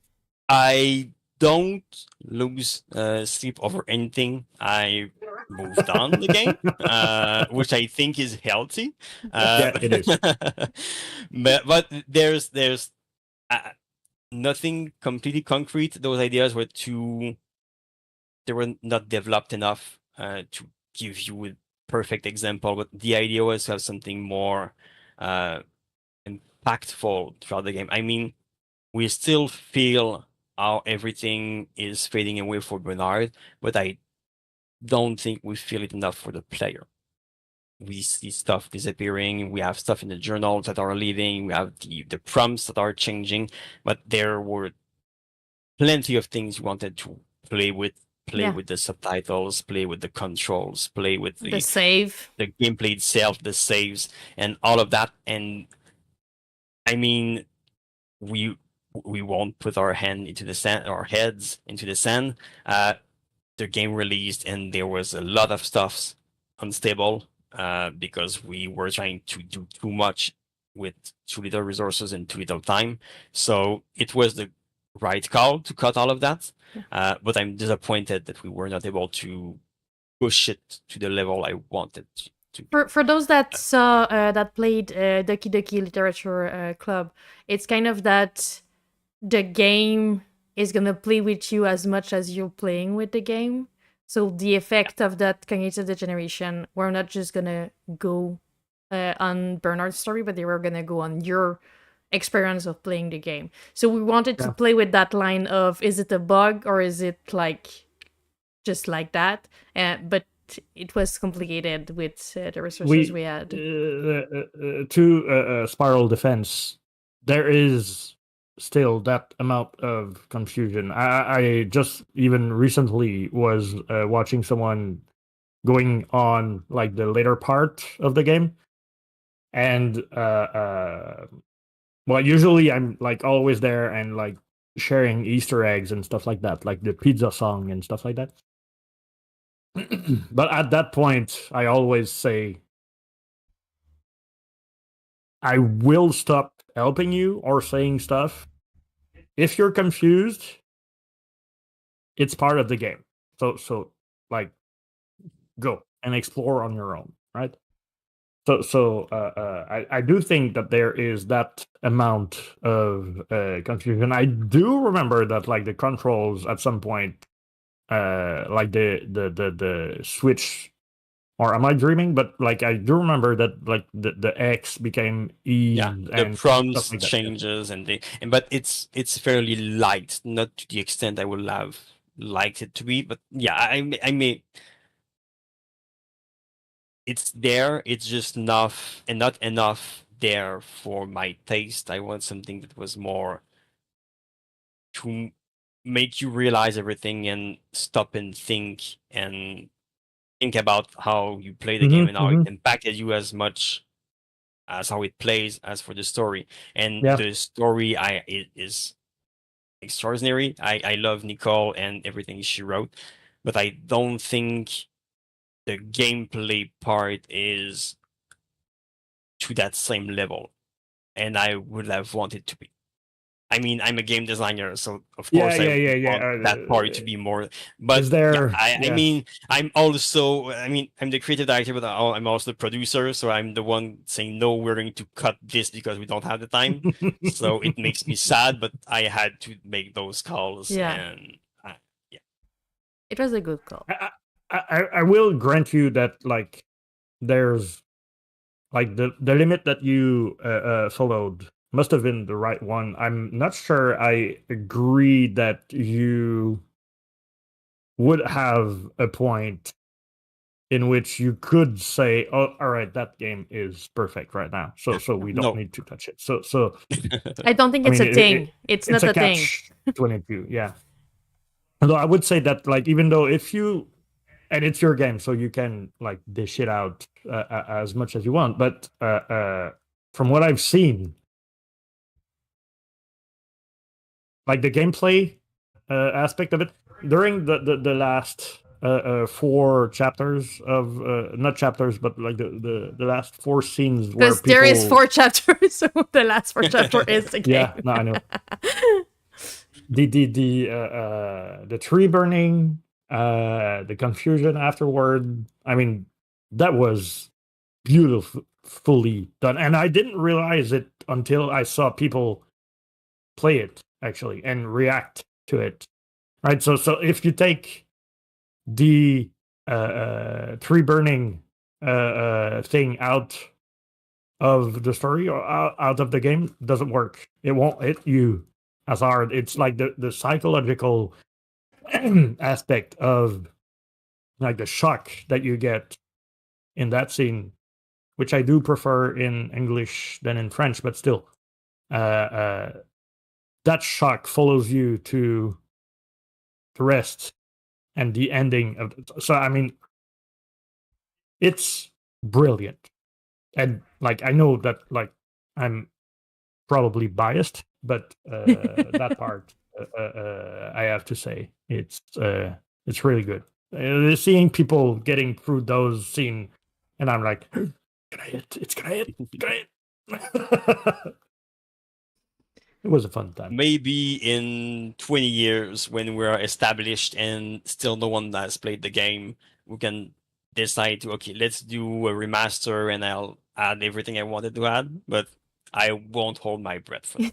In Unreal 7.5. Oh boy. All right. Well, that was the inception of Spiral. It's 210. The creation of that game and the fact that its own creative director don't like it. There we go. That's not didn't say I true. don't like it. You just had enough of it. Space for improvement. And we agreed before the stream that we would not be talking about any kind of future project and stuff that are in the road. Can we, and I'm gonna be the, not the bad guy, but the rebel guy. Can we talk about if there is any future project coming on? Well, clearly, I mean, we are here and we are talking just for the sake of talking because we've done our last project and we're shutting down the company, but we like spending time here for nothing. Uh, We spend time here to talk with dev. You're just you're happening to be a dev, but if you're not making a game, you're not a dev anymore. Let's quit. so goodbye. Right. So therefore, if he is sitting there, that means that he is working on something. Is definitely developing something. All right. Yes, a new application to order your newsletter. And that's going to be a big hit. Yes. Yes. Of course it is. But if yeah, we don't go look ahead. at the future, okay? I want to. I know we did all of those, like I don't remember the word, but talking about what we did and what we should have done and all of that. But if you want to go with what you're proud of and Oh my, yeah. the mistake you made that never gonna happen again, I would like that.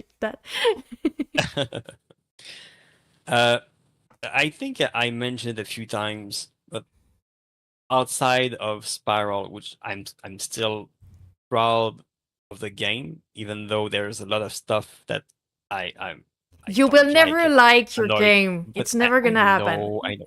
It's the fact of life. But I'm proud of the fact that we were able, without anything, without resources, without support, without help, to start with just an idea during a picnic and create a whole game and bring so many awesome people on that project just because they also felt the game was something special and being able to release it and not just as a shadow drop on Steam with no one ever seeing the game, but also on on Xbox and one day on consoles plural. I just don't know which one. Don't know which one and when. And that's something I don't think we mentioned. But when we started working on Spiral, it was not instantly everyone is working on that project. I think it's been told many times, but no one wanted to invest in Spiral to the point where it was ridiculous. Yeah. Everyone was telling us it's an awesome game. We want it to be made, but we won't help you. We're just going to look at you from far, because they all knew that the game was too big for the possible success it would have. Even with the publisher pushing, I've been looking at the market recently, and games are making a few $100,000. I mean, it's a narrative game, aside from the very, very big one like Life is Strange, but we were not of that scale at all. We all know it. And from the start, our budget was about 500 grand US. So the budget for the game was larger. Well, was, if we were very, very lucky, equivalent to the possible revenues. So If we were lucky, which if we were did lucky. not happen. No, not at all. Not at all. We're not even in the ballpark. But yeah, so publishers were looking at that and saying it's too huge of a risk. We won't take it. So good luck with that. And thus it means we had to pay from pocket. But it did not happen from the start. The first year, I just sent out a message and talking about the project, saying, hey, we don't have any money, but we want to make a project whose game.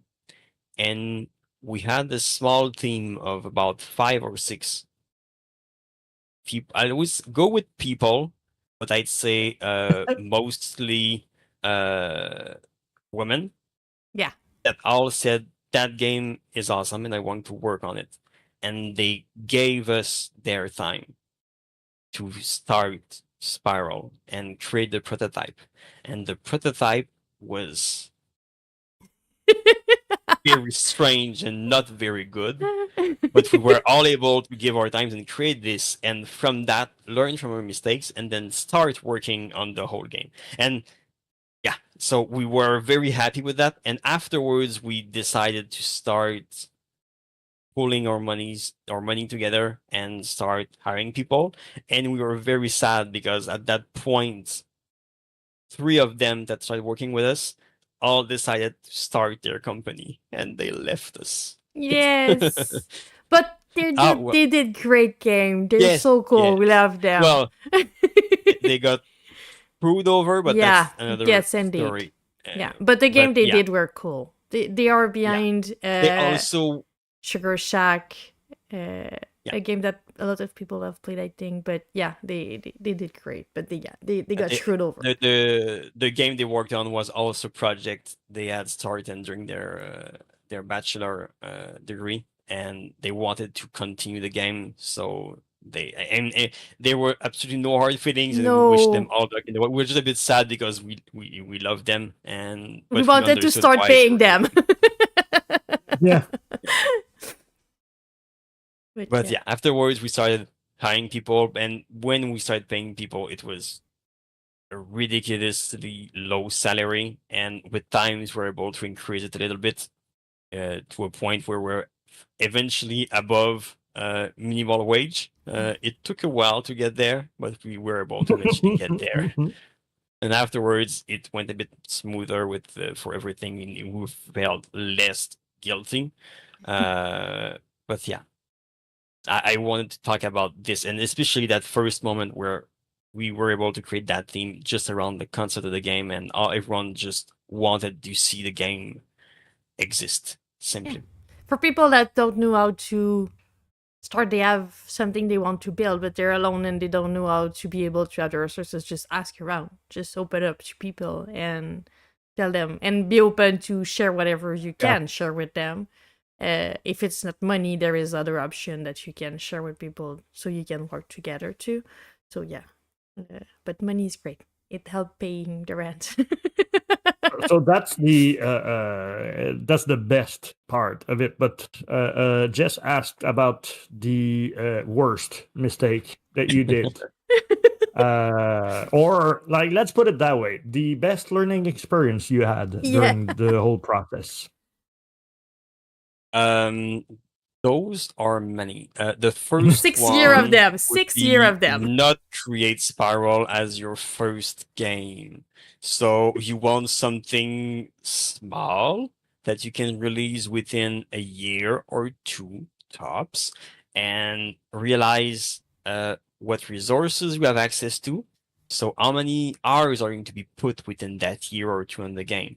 Not imagining a whole team working full time, because Spiral will have been able to be created within a year and a half, 2 years Full tops, time.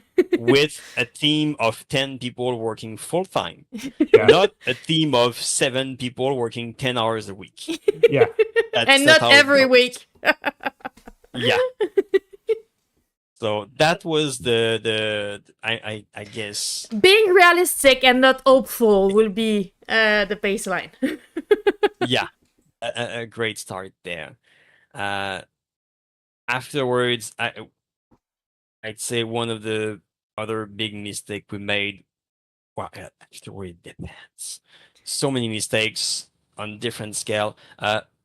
We should be more sure of our planning from the start. Yeah. So the first year we started working on the project before finish thinking the project. Yeah. So there was a lot of stuff we worked on and that were created that we just trashed because we were not going in the right direction, because we're not done thinking what we wanted to do. That's a conversation we had with Andréane that came to the DevTalk. She was making the difference between AAA, the bad and the good, and indie, the good and the bad.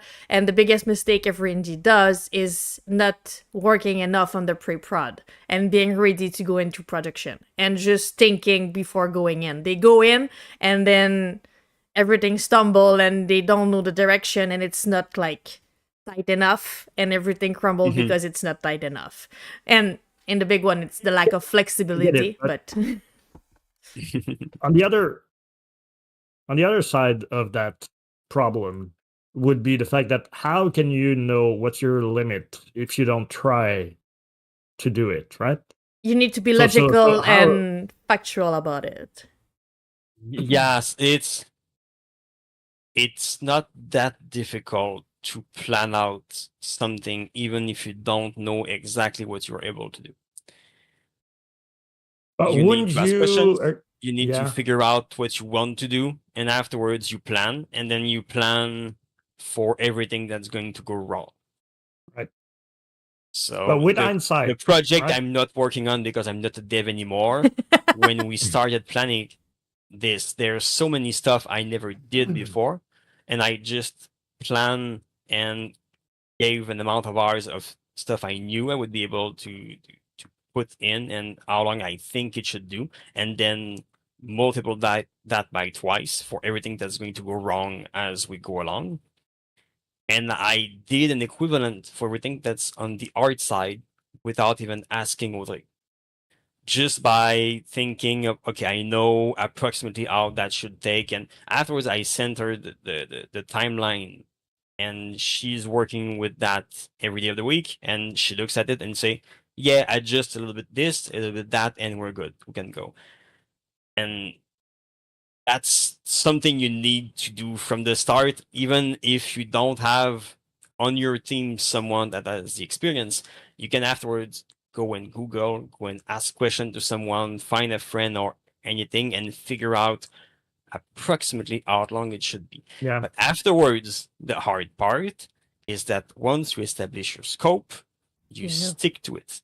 If you have an awesome idea, then cut something else to put in your awesome idea. Otherwise, you're just going to balloon out and your project is going to take it. So that part we were good at afterwards. When after the first 2 years where we're stumbling around because we started running before even knowing where we're heading, we establish our scope, we establish our timeline and our budget, and we never moved away from that budget.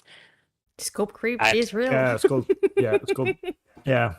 Although it's kind of funny that it took 2 years of production to understand that you were ready at that point to start production. I That's think the image of we start running before ever knowing where to run is the perfect image. We were yeah, running yeah, everywhere around trying to, you take a list and they say you have to do that and that, but there's a logic. You're supposed to plan. But we were mostly just taking something as a goal, running toward it, even if it did not make any sense because they yeah. needed to be step in between those. Yeah, but that's a great image. Well, that's what we were doing. We were running around. But then again, with hindsight, do you think if you go back 4 or 5 years ago, would have would it be possible for you at that point in time to understand the actual scope creep that was coming on? Like, was it a necessary part of your evolution as a game developer to face those mistakes, to understand now on that project that you and the team is not working on right now, to apply those? Like, was it necessary? Could it have been different, you think? I mean, it's the thing. I can tell you how we should have done it, but at that time, were we ready to do it this way? I don't think so. Okay. So that first year, we learned quite a lot. And I want to adjust. It was not scope creeping at that point. We never did that. It was just He's not not having a flexible enough scope. for that. He's not flexible enough for a scope No. creep. I mean, you can ask her. The joke was I was going to say no Every time someone was asking something, if we could change something, add something, the answer was always no. We were And starting. We were saying, I know you're gonna say no, but. And sometimes, very rarely, 3 weeks later, I would come back and say, okay, your idea, we're going to remove this and change this, and we're going to put it in. But the first answer was always, no, we don't have the resources. Always.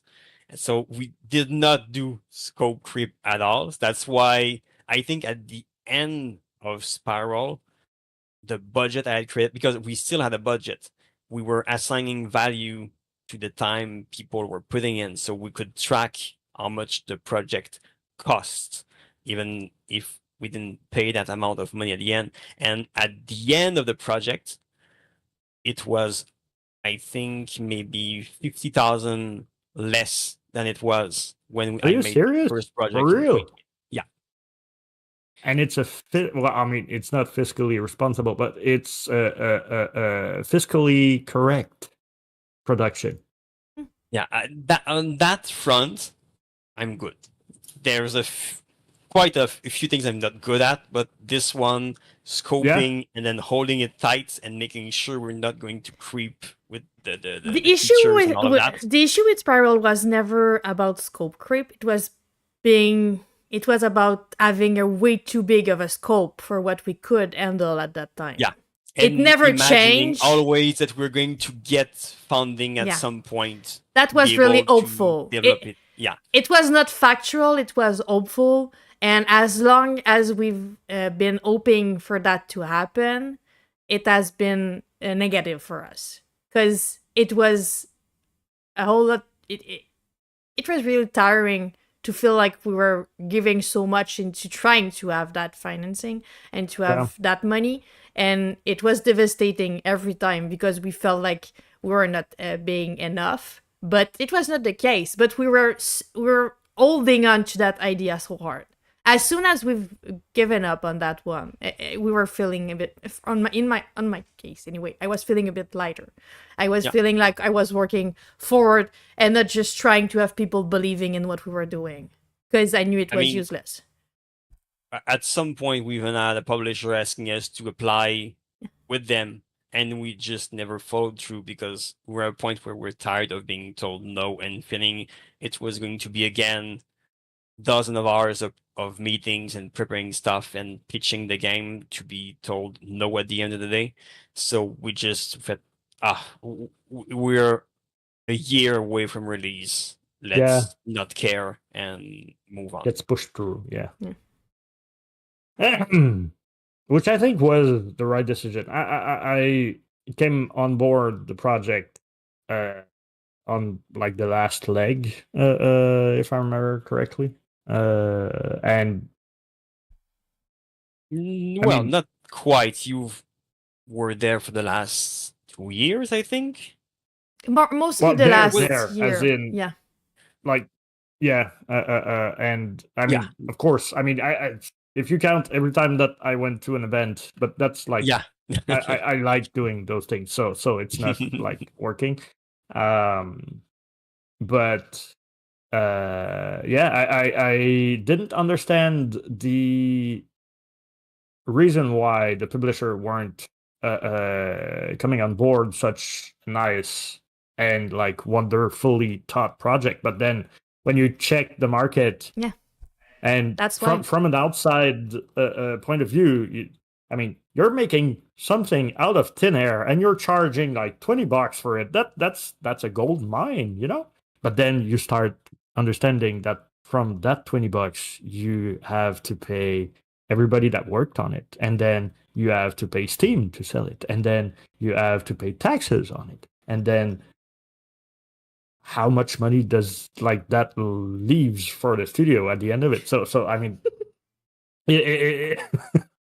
and I'm not the one that would like say I agree with like the new price range of the Switch 2 games. But at the same time, indie studios have two choices: either sell a lot of copies in a short amount of time at a low price, or lowest like tier price, or sell a decent amount at a normal price. But Like I'm not even indie, talking real about the indie, marketing. real indie are not able to sell at a higher price. That's the issue. Why is it? Why it's like look upon to have those really high prices for a AAA game is they're gonna sell so many copies of it. So the amount is gonna be huge at the end of it. But indie cannot do that. We cannot have games at $60 without I know, having but like anything underneath. from what I've read, those AAA studios are like, first of all, are not making games. They're like pushing products now, which should sell, therefore raise the value of the company, therefore raise the value of the shares that a bunch of investors pay to have. So yeah, $30 indie game is a hard sell. Of course, and like coming from a like a studio without any kind of like background, right? Yeah, So it's if mostly you that. If see, they don't know them, they're like, why would I? Yeah. It also Which- depends on the style of the game. There's a lot based on the genre. Strangely enough, simulators are selling much higher. Even from a small indie company, simulators will sell for $30 or $40 for real, easily. Jesus. Yeah. On the opposite side, if you are selling a platformer, There's then so many of them. $20 you're going to have a hard time. oh yeah, So it depends a lot. Narrative games sits around the $20 mark, where we are at right now. We aimed a bit too high when we released, but yeah, it's more on that mark. And the difficulty, I think, also with the price is the fact that, especially currently, people are having a hard time because of the inflation, and they have less money to spend, so they want to pay less for their games. But those making their games are paying more to be able to create them. yeah. So we are in a conundrum where they need more money. So technically, they should sell it higher. But if they do so, they won't sell at as many copies. So they need to sell them for less to be able to. So it creates a very difficult time for the industry as a whole. And I don't know when we're going to get out of there and how many casualties there's going to be, but I don't bunch. think. Well, I mean, we're already not going out Yeah. of this unscattered, so I don't know how much further we're going to Do go. you But think it there would are have like the release of Spiral would have been different if it came out during the pandemic? not even the pandemic, just a year prior would have Oh, made yeah. a world of difference. The market changed. The interest of people changed, and the availability of their money also changed. 2024 was not the right time to release. Nope. It was a hard time for all of the indies. And the 2023 amount, was still the amount of game releasing each year, it's just growing every year. Yeah. So, and it's been worse since the pandemic. So yeah, player will adjust it eventually, but there's just a whole lot of studios that close because they cannot sustain that that new way of working on it. But yeah. I mean, I've discovered recently. I was talking. I don't remember with who. I think it was Will, that the dev from Aqua Dream. He picked up a copy of the latest Star Trek game that came out, Star Trek Resurgence, which is a narratively driven Star Trek game from the devs of like that made the first Telltale games, right? So like bunch of choices and stuff, and it's in the Star Trek universe. So of course I bought it when it came out. You like Star Played Trek? it. No, yeah, I do. For those who don't know, yeah. And like it made me think about it. I said, "Oh, I'm gonna reinstall it." It's been a while. I don't actually remember the story correctly, so I'm gonna play it again. not remembering that I don't really appreciate those kinds of game, right? Anyway, that's another topic. But I looked at like the latest release and like the updates and stuff like that, and went down the rabbit hole of trying to find if they actually do still exist, right? Those dev, and they don't. The studio died a couple of months after releasing what I would consider something close to a AAA game. I don't know like the amount of like money that was spent on the actual license of making a Star Trek game, but yeah, it gives you an idea of how the industry is feeling right now. People are unsure of the future. I think we're like at a crossing point of like there's two kind of generation divided by either console and or age, and you've got a bunch of teen and preteen playing a lot of game.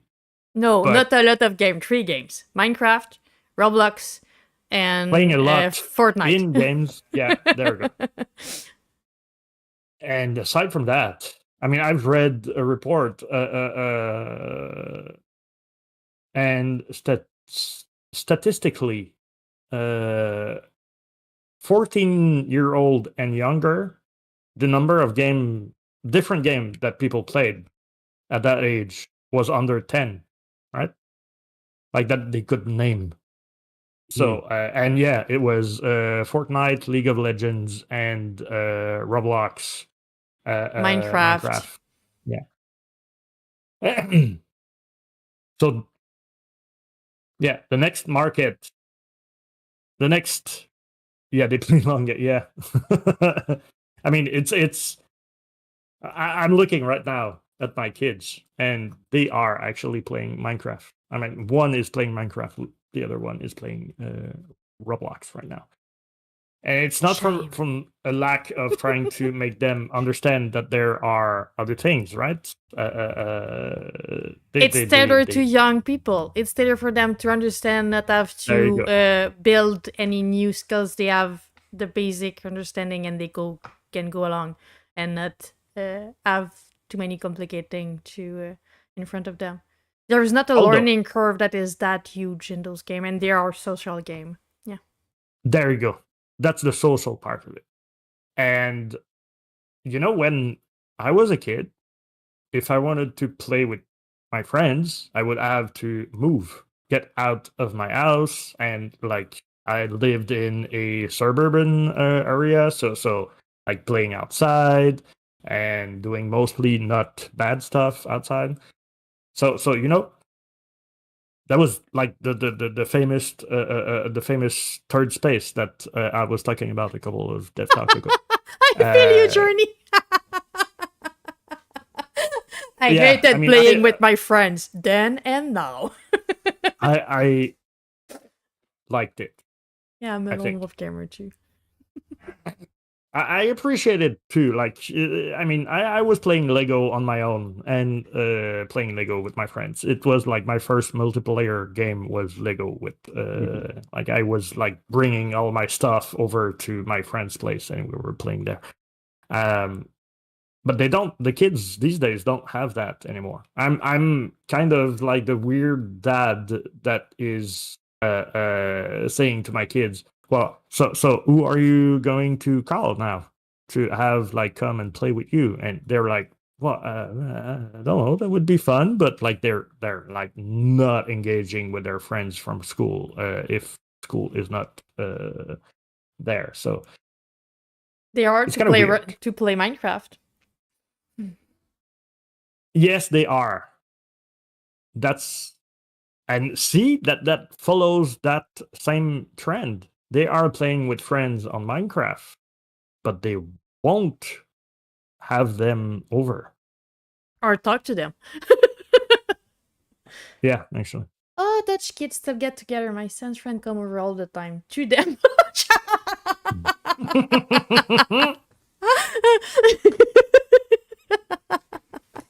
Well, appreciate it. Great. You're good, mom.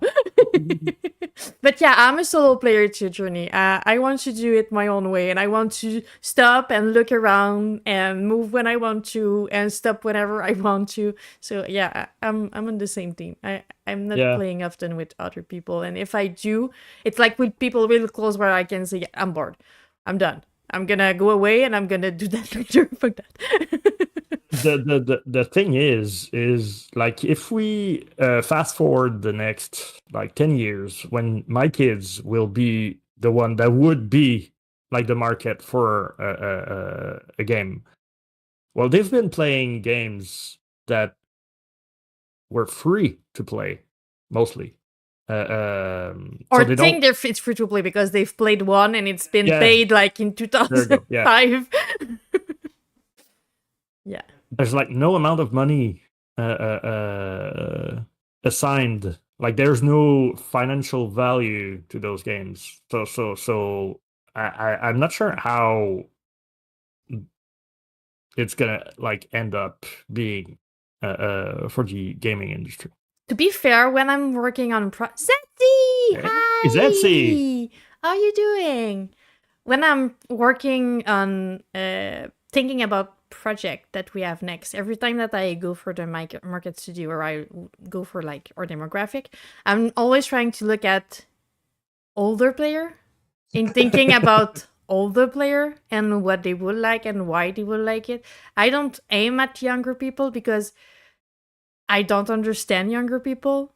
I don't get the game they play. I don't get why they play it. So I don't think I would be the right person to market a game for young people because I don't understand what they want. The game they play or why they play. It doesn't make sense for me. Yeah. Roblox is not free for you, Charlie. Well, Brittany, if you want a trick, you can like get that credit card out of the account. I did that, and for Minecraft too. Minecraft is like following that same kids will click on anything trend. Yeah. No card with that. Don't be sorry, No. Zetsi. It's important to eat. I'm getting hungry myself, so I understand. And how about that appointment? I hope it went well. Yes. Are you still on your learning journey of what was it, JavaScript or C#? I don't remember. Oh yeah. JavaScript. Yeah, I mean, he got me thinking that it's been a while since I've jumped into C++. You're so nice, Journey. I will never give a gift card for Roblox. It's probably my old gamer judgment. I will never. I will tell those children, you just have to find better game. I will pay for those better game, but Well, either that no gift card on that. Yeah. No, I mean, and like we were talking about a generational kind of situation Yeah. where I'm playing like a game in which there is microtransaction. I will not engage with those microtransactions. I've been playing Star Trek Online since 2008, and they've been trying so many times to make me buy like the latest ships and the latest thingies and whatever. And I'm like, hey, if your story is good, I'm gonna play it. I've bought the game. I am genuinely thankful for the amount of work that you Chinese dev have put in it, but I will not spend another dime on that game. Same thing with Star Citizen. And I've seen some of my friends spend like thousands of dollars like for ships that are not even finished. And I'm like, well, I agree with supporting the development and stuff like that. They but don't like, need support anymore at this point. They're already like at over 800. They're like going to cross the 1 billion mark. next year. So come on, guys. Like, the more I don't think that at that point spending money on Star Citizen will help the the schedule on the development of that game, because they know that at the point where they get the 1.0 version, people will stop spending money on that game. So they need to keep it in the dev phase as long as possible. What's your take, Miguel, on the industry right now and the game going out and the AAA situation and all of this? Do you have one? I'm not sure of the angle you're looking for. There's not really any angle. It's just it's mostly about what are you playing right now? Is there any big game that you're playing? Do you see any change in the way they are handling it? And because there's a bunch of things like that game, Star Citizen, and the money-driven situation that we are in for some of those bigger studios. And the industry is stupid. That's nothing new. They are just seeing someone that's making money, and they all try to do the exact same thing, and usually all that do fails. And it's been this way for the past 20 years, and it's like no one ever learned. If you don't have that idea first and you work on it and release it and it's a good idea, then you're just wasting everyone's time. Currently, everyone wants to make the next big live service game.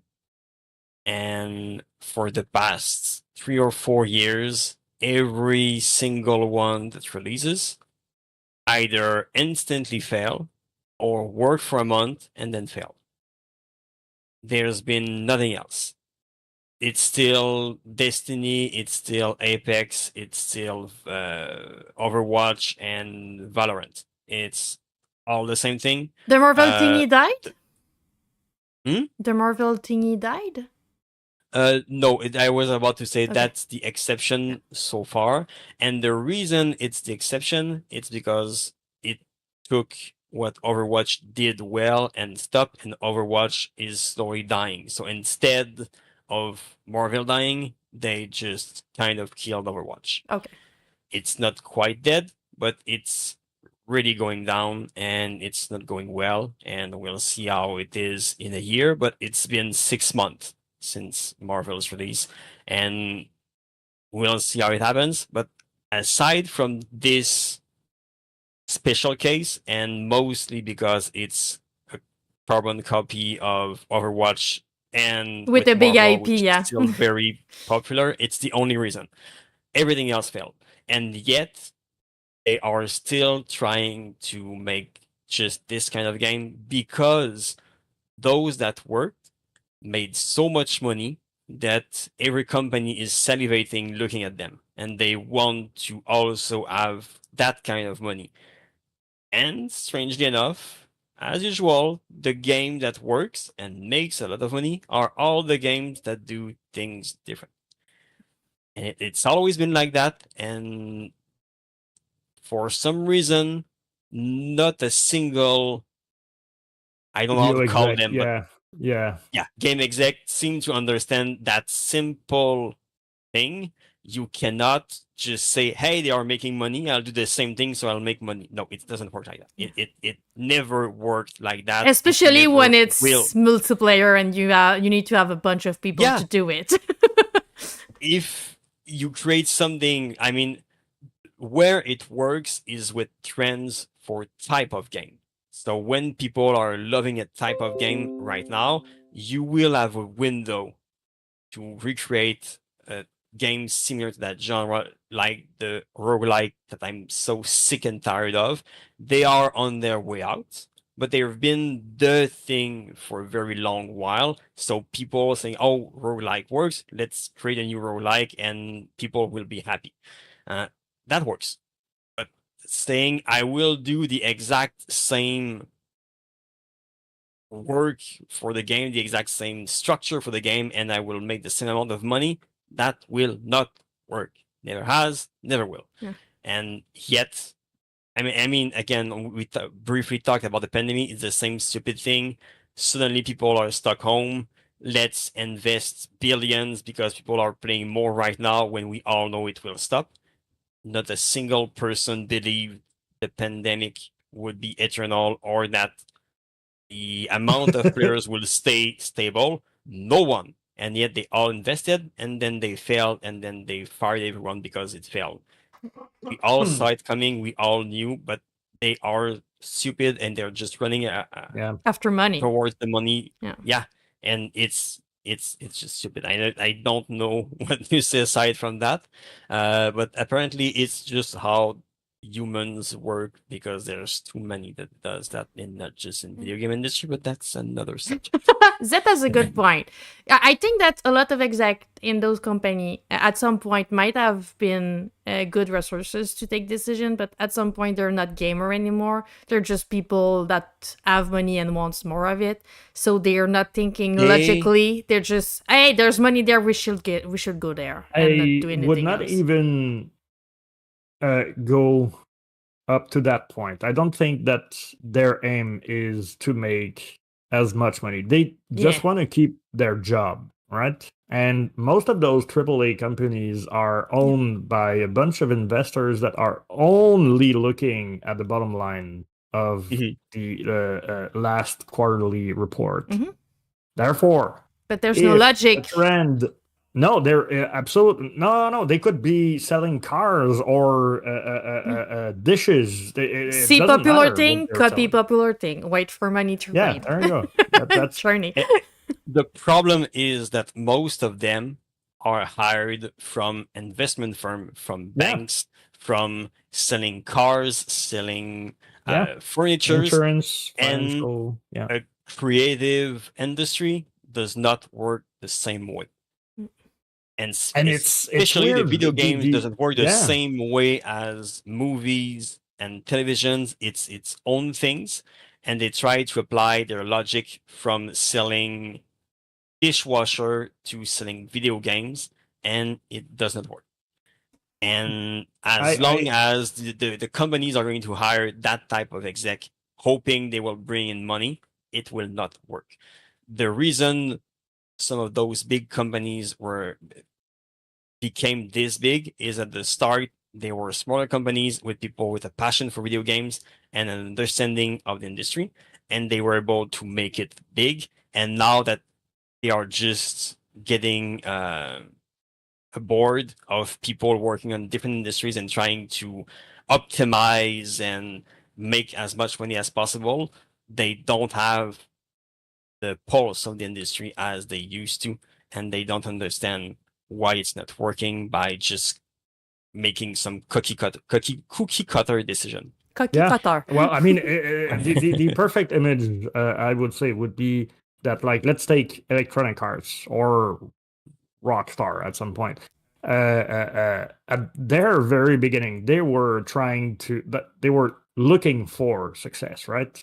And the only mean that they had was to make a new product, something that would be interesting for gamers to play, because that was their market. Fast forward, I don't know, 20, 30 years after, they're not looking for success anymore. They're just trying to outrun the failures that are running after them. So they're just trying to push out as much product as possible without really thinking about what they're. But I mean, look at the NHL and FIFA and like the sports game that Electronic Arts are pushing out every year. I mean, of course, there is a market for that, because if nobody were paying for it, they wouldn't do it. But there's nothing new. It's the same product packaged with a new year every time. There's a couple of good points in the chat, because I agree that there's a lot of indie that stand out, but we also have a really, really big intake of new indie and of new game that are releasing every day. Truthfully, there's a bunch of shit in that. There's a lot of like copy paste that try to make money, that try to just have their part of that bag, and it's difficult for the player to be able to find something great in that indie pool, since that indie pool is so huge. And yeah, it's a difficult place. Same thing for YouTube, where everything is copy and paste. Yeah, everyone tries to have that bag. Everyone wants their money, and they're just trying to find what's gonna get them that money, and they just try to build it as fast as I possible. don't think we can call them differently, but I like to argue that some do not deserve the title of indie studio. I agree. There's a lot of developer which are companies trying to release shit show of games and just making a few sales on them. There's our asset flips. They are clones of other games. They are more and more AI games. Just anything. They don't care about the quality. They just want something out and hope that one is going to grab the attention of a few people, sell a few copies, and make some money out of it. That's all they do. They release a new game every month or two, and it's always garbage. But it works. Steam doesn't care. As long as it exists, Steam will sell it. But it's And making there's the name of always- indie dirty. It's making Yeah. us dirty. And it's drowning a lot of Yeah. games that should have more space for them. On the other side of that equation is the like the games like Clair Obscur or Manor Lord, or like those bigger games that are classified by the media as indie studios. Yeah, when that's another story. we all know that like there's no indie studio that could do Clair Obscur. There's no way in hell. How long did you work on that? Like 2 years? Nah, I don't get it. Money make games. There are millions in those. I mean, I think my favorite example is always CD Projekt. CD Projekt is technically an indie studio. They are making billions, but they are independent from either a manufacturer or a publisher, so they are considered an indie studio, and they are making more money than a large part of the industry, but they are considered still indie just because they are not linked to either a publisher or a manufacturer. There's a definition that needs to be clarified for what is an indie studio. I know more and more events/competitions are putting the line that your studio needs to have 50% or less, and you need to have a budget of, I think it's less than $1 million for your game, and you are considered indie. Afterwards, you are a AA game until you are a AAA game, a AAA studio and AA studio, should I say, where they are larger. Would you say that like at the point where your company is publicly traded on the market, at that point you're not an indie anymore, right? I would agree. It's not the official definition, however, but for sure, if you have shareholders, you're not independent. You are dependent of your shareholders. So let's put the new rule down. As soon as your company needs a chief financial officer, you're not indie anymore. That's it. Settle that bet. I wanted to ask, because it's been talk in the chat about, do you have a take on the Don't Kill Game petition that's going around? Yeah, did you sign it actually? We cannot. We can't. No, you need to be in the Euro. Yeah. It's just that people. We need to be in. I didn't heard the end of the sentence. I just wanted to know because you can sign because you need to be from Europe. You need to be in the EU for to be able to sign. I heard slightly about it earlier this week, I think, when it came back. Apparently, it was a thing. Well, I heard also about it a few months ago when it was first around. I I agree, Kenny. think it's going to fail, but I think it should not. Essentially, there are so many organizations that are trying to preserve games, and it's less and less possible. They have easier time safeguarding games that are 40 years old than games that are 3 or 4 years old. Yeah. Because they are all need to be online, and there's always something that's going to happen and kill the game. And the real reason, I know it's been shown around that would make the game so much more complex to develop, and they would need to double the time and blah blah blah. Crimea River. It's not the case. They are purposefully adding this to the game because they want people to be online to be able to get all the information they can and know when and how to sell them stuff. That's the reason it's always online. It's not because it makes the game better. It's not because it's easier to develop. They want to have all the stats and know exactly what are people doing, why they are doing it, and at what point would it be the easiest to sell them something. That's the reason it's always online and for nothing else. You're preaching. Yeah, Zetsi is in Zetsi is like the church behind you. He's in the church and he's Speak the shouting, truth! "Speak that truth, brother!" And making the game available offline, yes, it will be some job, but not that long of a job. And especially if they think about it from the first, they can just put a few toggles here and there and pull a switch to make the game suddenly offline only, or offline is an option. But they won't do it because if they do it, people are going to put pressure for a version offline, and they don't want to allow people to play offline. So that's why they're never going to agree unless they are able Don't have a to choice. push a law for that. But I don't think so. I think that like the inception of that whole don't kill game thing was when Ubisoft decided to kill the crew, right? Yep. That's the first time Exactly. I heard about it. Yeah, the event with the movement started at that point. Yeah. Am I right to think I've played well, right now I can say I owned that game because I don't own it anymore. Am I right in thinking that if I was to play that game right before they killed it, when there was like nobody in it, could I still play the career path? Could I still have access to the content that people worked on?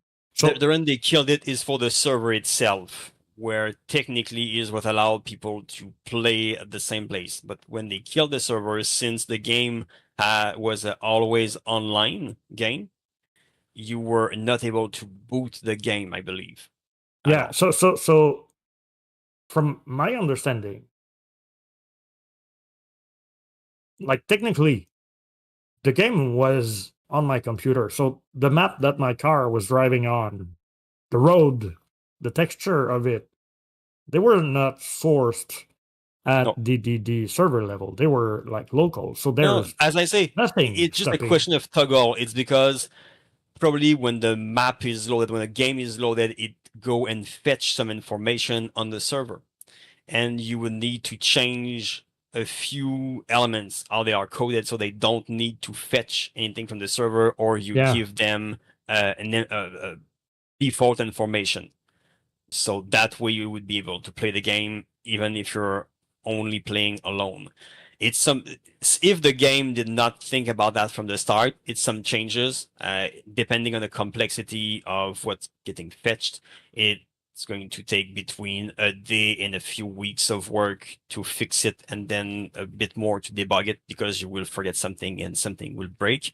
It's not the end of the world, but it's definitely doable. It's going to cost them a few $1,000s. They don't want to pay for it. Yeah. I mean, it's the game that flopped a year or two ago with vampires and stuff. They did an offline mode. They've decided the game will not survive, so let's do an offline mode, and it took a few weeks, and it was a done deal. It's not that big of a deal.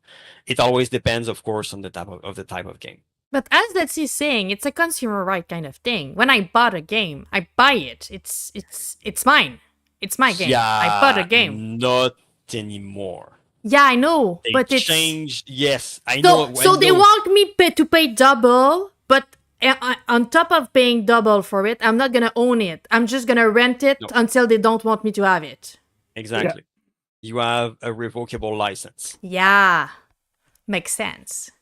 I think it was 3 or 4 years ago. All companies started to change it was mentioned the way you own game. Steam also made the same thing. Epic did the same thing also. They changed and instead of mentioning you were owning the game, you now own a revocable license of the game. So the day they want to pull it out, you cannot sue them. I hate them. Because you never really owned the game. I hate them so bad. Yeah, I'm renting it at $80. It's well, we were talking about the industry earlier. It's the same kind of momentum that every streaming platform are essentially using right now. They're pushing a product that is too good to like not have, right? So you buy or you subscribe to Netflix, your Netflix account. You can share it with your friends and family. And well, it's fun, doesn't cost a lot, and you get access to great content. On the other side, they are probably losing money, but hey, I mean, they're offering you probably heard how they killed everything that's DVD and there you go. That's the way they did it.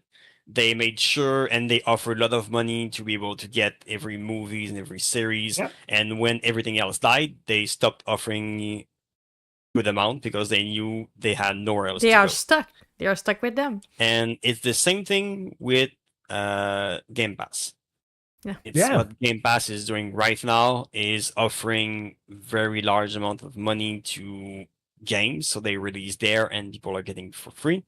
And when everything else will be dead, they will stop offering interesting amount and they will increase the cost of their subscription.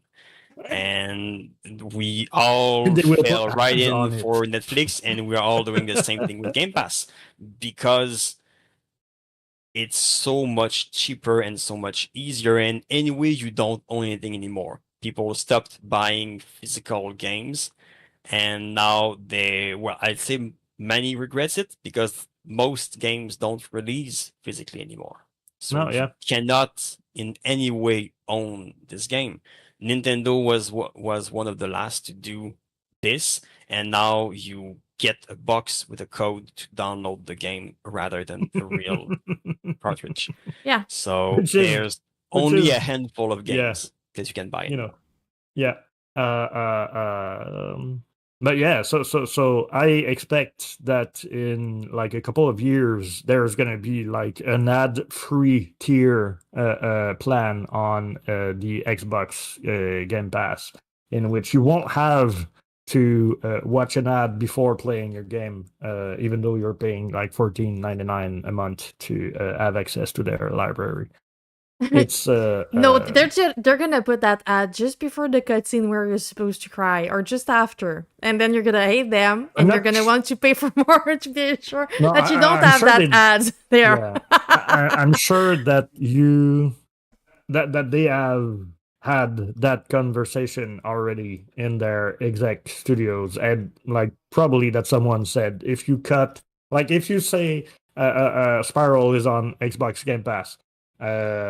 Well, and there's an ad right in the middle of the burning tree scene. I mean, you're taking away the experience of like the immersion of people. So you could have an ad every time you press pause, and or at the very beginning of the game. But I don't think that they would push it inside. If they do, I think you're underestimating them. Yeah, probably. Money is more important.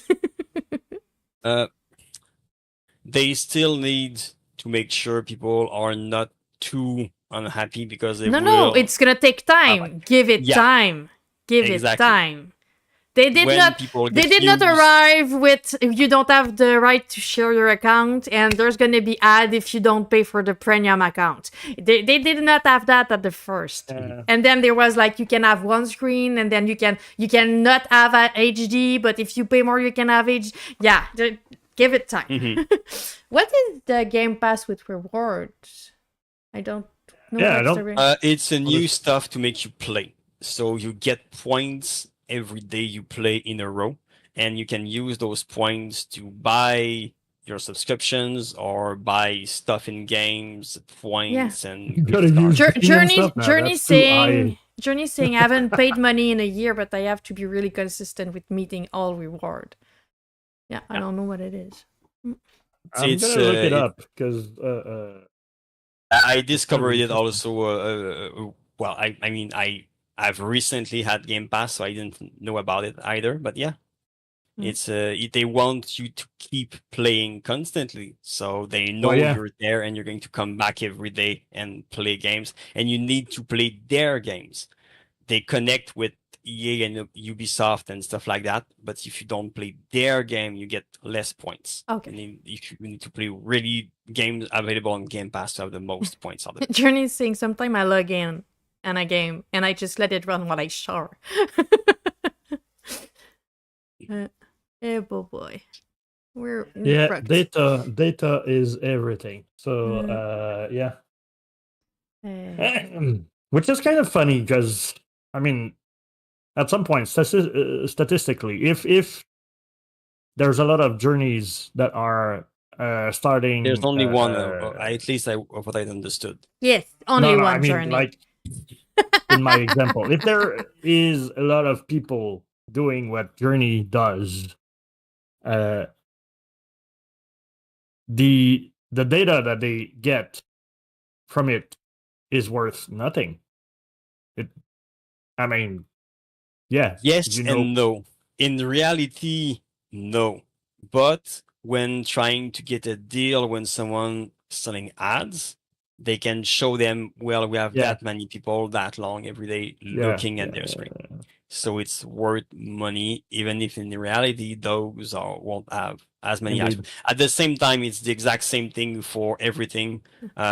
If you're watching YouTube and walk away and go do something else and a few ads are passing through, well, you're not there. Did not saw them. So it's not much of a concern since everything is on the same level.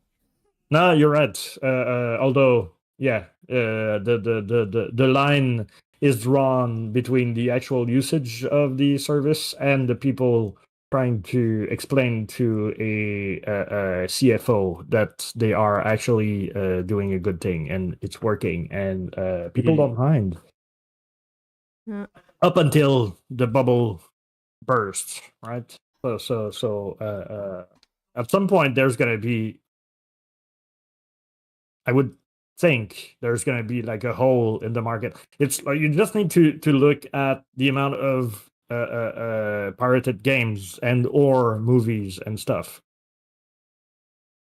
It always balance the offers, right? So when Blockbuster was like charging $300 for late fees because they owned the renting market, well, there was a lot of pirated copies going around. Even in the like PlayStation era, where like you would mod your PlayStation. Hey, Will, you would like put a chip in your PlayStation to have like the ability to run like whatever game you had on your CD. I mean, the process was more analog, but it was still an answer to the lack of availability. And with the inflation that we have right now, I'm kind of surprised that like Netflix, Amazon, and Xbox, and like everything don't like already see it coming. I'm thinking that they're like milking it as much as they can, Yup. and I Always. get Yup. that would be funny enough to see Netflix and Prime and Disney Plus saying, "Oh well, you know what? The ad tier, yeah, forget it, and you get 5 months free. Please stay with us." Uh, But yeah, I want to mention that I really enjoy that discussion, but I'm currently melting away. I'm taking liquid form, and I don't have any more water and need to go to the bathroom and need to leave for longer in a few minutes. So So it's gonna be the end of it. at hey, least for hold me, on, I I don't did know if not you're even saying when you're ask. in. He Yes, has go one ahead. question and then you can leave. Yeah. No, go ahead. Go ahead. All right, The I'm biggest. gonna make it quick. Yes, don't take forever to ask it. Oh, should I say I'm gonna make it quicker than usual? Michael, you're a grown ass man, right? In theory. You have lived throughout a A few number centuries. of, yeah. Blah blah blah blah, emotion, tears, blood, blah blah. Okay, so what's your top 3 games of all time? Always difficult to pick. I'd say I won't put them in order, but in the top 3 for sure, Mass Effect and Spiritfarer are there. And I'd say What Remains of Edith Finch. Yay! Those are from the top of my head. There you I go. cannot swear those are the top 3 for 100% sure. I would need to stop and analyze and think, and it would take years to decide which one are the exact top 3 in which order. But from the top of my head, those are the 3. Maybe comes back they to were me. on the top of my head because I know we share a brain. And so yeah, maybe you just told them in my mind because you didn't have any idea of your own. But just saying. Yeah. All right. So Yeah, that's a good since answer. all those 3 games, I played them multiple times. Before I I'd even played them say- once. Yeah, especially since you did not finish Spiritfarer No, yet, I did not. right? Yeah, shame on you. I know, No, but she then it's made a making me choice. cry so much. She made a choice, I was crying so much. and she was out of tissue, I would guess, at some point. So she could not finish it. Zetsy's asking when you're gonna hire him. That's the last question he wants you to ask. What was the second one? He said Mass Effect, would- Spiritfarer, and What Remains of Edith Finch. What Remains of Edith Finch? Yeah. I would say, Spiritfarer. as the community manager of Folklore Games, Zetsi, you're already part of the team. You're already hired. The only difference right now at this very moment is that you don't get paid for it. So the question you should ask is, When I'm gonna start being when paid. am I gonna get paid?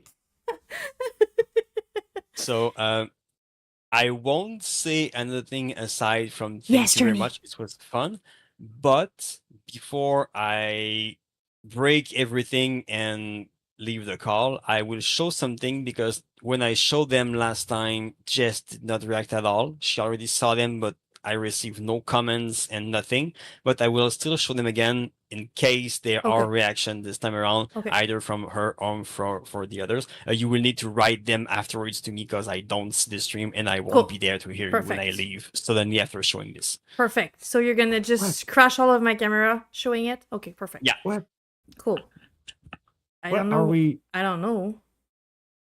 He's gonna He's show gonna something and then he's gonna quit the call. He's not gonna say bye, he's just gonna show something and get the fuck out. Okay, this is not scripted, people. I don't know what's what he's happening. going to show. Is it about the next project? Oh yeah.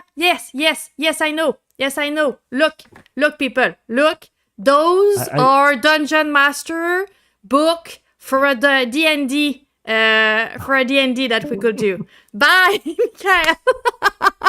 Michael. broke everything. It broke everything. Big cam. No, it's not working. It's a cult. I'm here for it.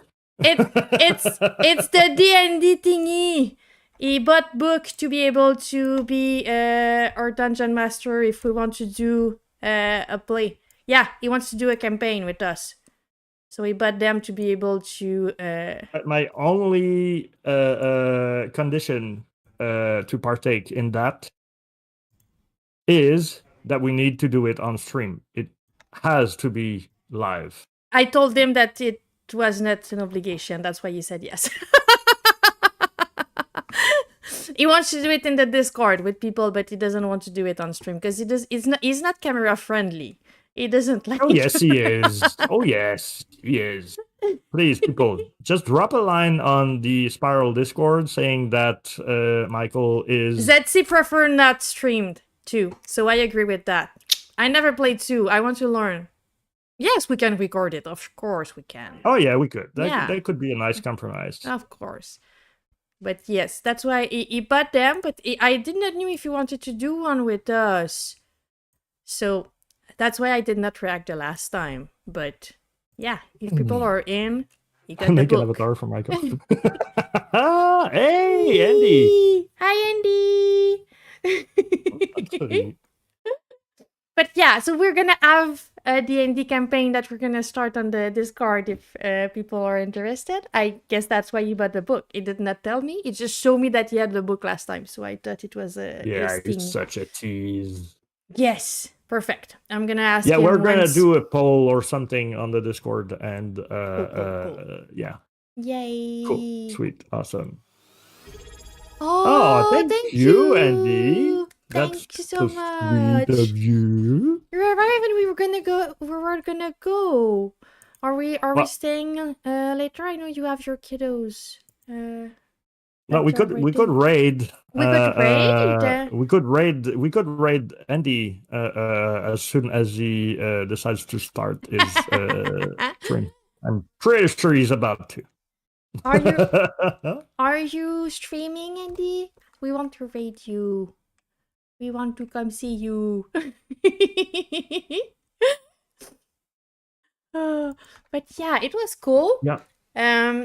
It was nice to have him talk about... I know we talked about Spiral, but it was cool to have him talk about something else too. But the whole discussion about the industry is kind of interesting, and his point of view is like more... Thank you, Kenny. Thank you for being there. Is usually really straightforward. He's not trying to cuddle anyone when he's talking. So I know he's a brilliant man. no. What Oh is yeah, cool. Umno? I've reached out to the dev to ask them if they wanted to do a dev talk with us. So have fun, Journey. Yes, I have a cat tree there, and there's the letter underneath hiding there. But yes, they usually are inside of that, the red one, and number 4 is usually at the top of it. But not right now, obviously. I don't know where they are. I only have my big black cat with me. Took the space of number 4. So it's his space now. It's a bit bigger. It's my big kitty. Yeah, they do. They have a tendency. Do you let those cats out, Andy? I know that you had like a bad experience with Bandit, Yes. but Baby. are they All the cats. are they like staying inside the house, or do you let them out? In all the cat tree, laying in the sun, like the beautiful purring baby they are. Aww. But yeah. Well, we'll make sure that they do remember you. Whoever had the audacity of forgetting Journey Yes. will understand.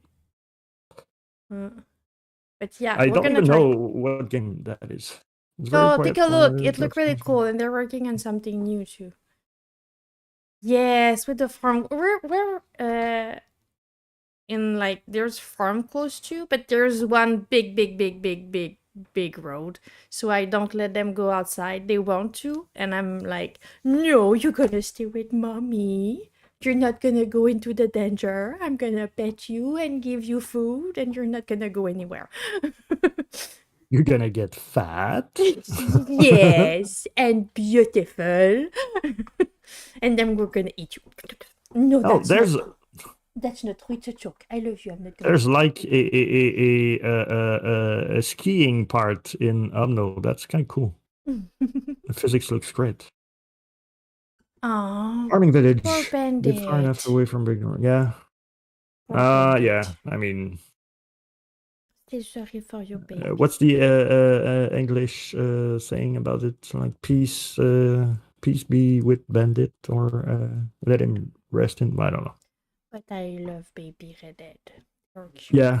And was kind cute. cat. We had Trico earlier, but he went away. He was in his. No, rest in peace. There you go. So Yeah. I'm gonna check that. But yeah, we suppose I'm gonna let you know if I'm able to have them on DevTalk. But I've reached out to a couple of people. Hopefully, Yeah, me we're too. gonna get answer. Don't know, because We sometimes got my a vibe email. check tomorrow at noon. True. And it's from a game that I forgot the name. Hold on. Oh la la. Well, it's the like it's the problem with having like finding people on Reddit is like I see a game, I feel, oh, that's interesting, easy, near, and blah blah, and it's like a shoot 'em up kind of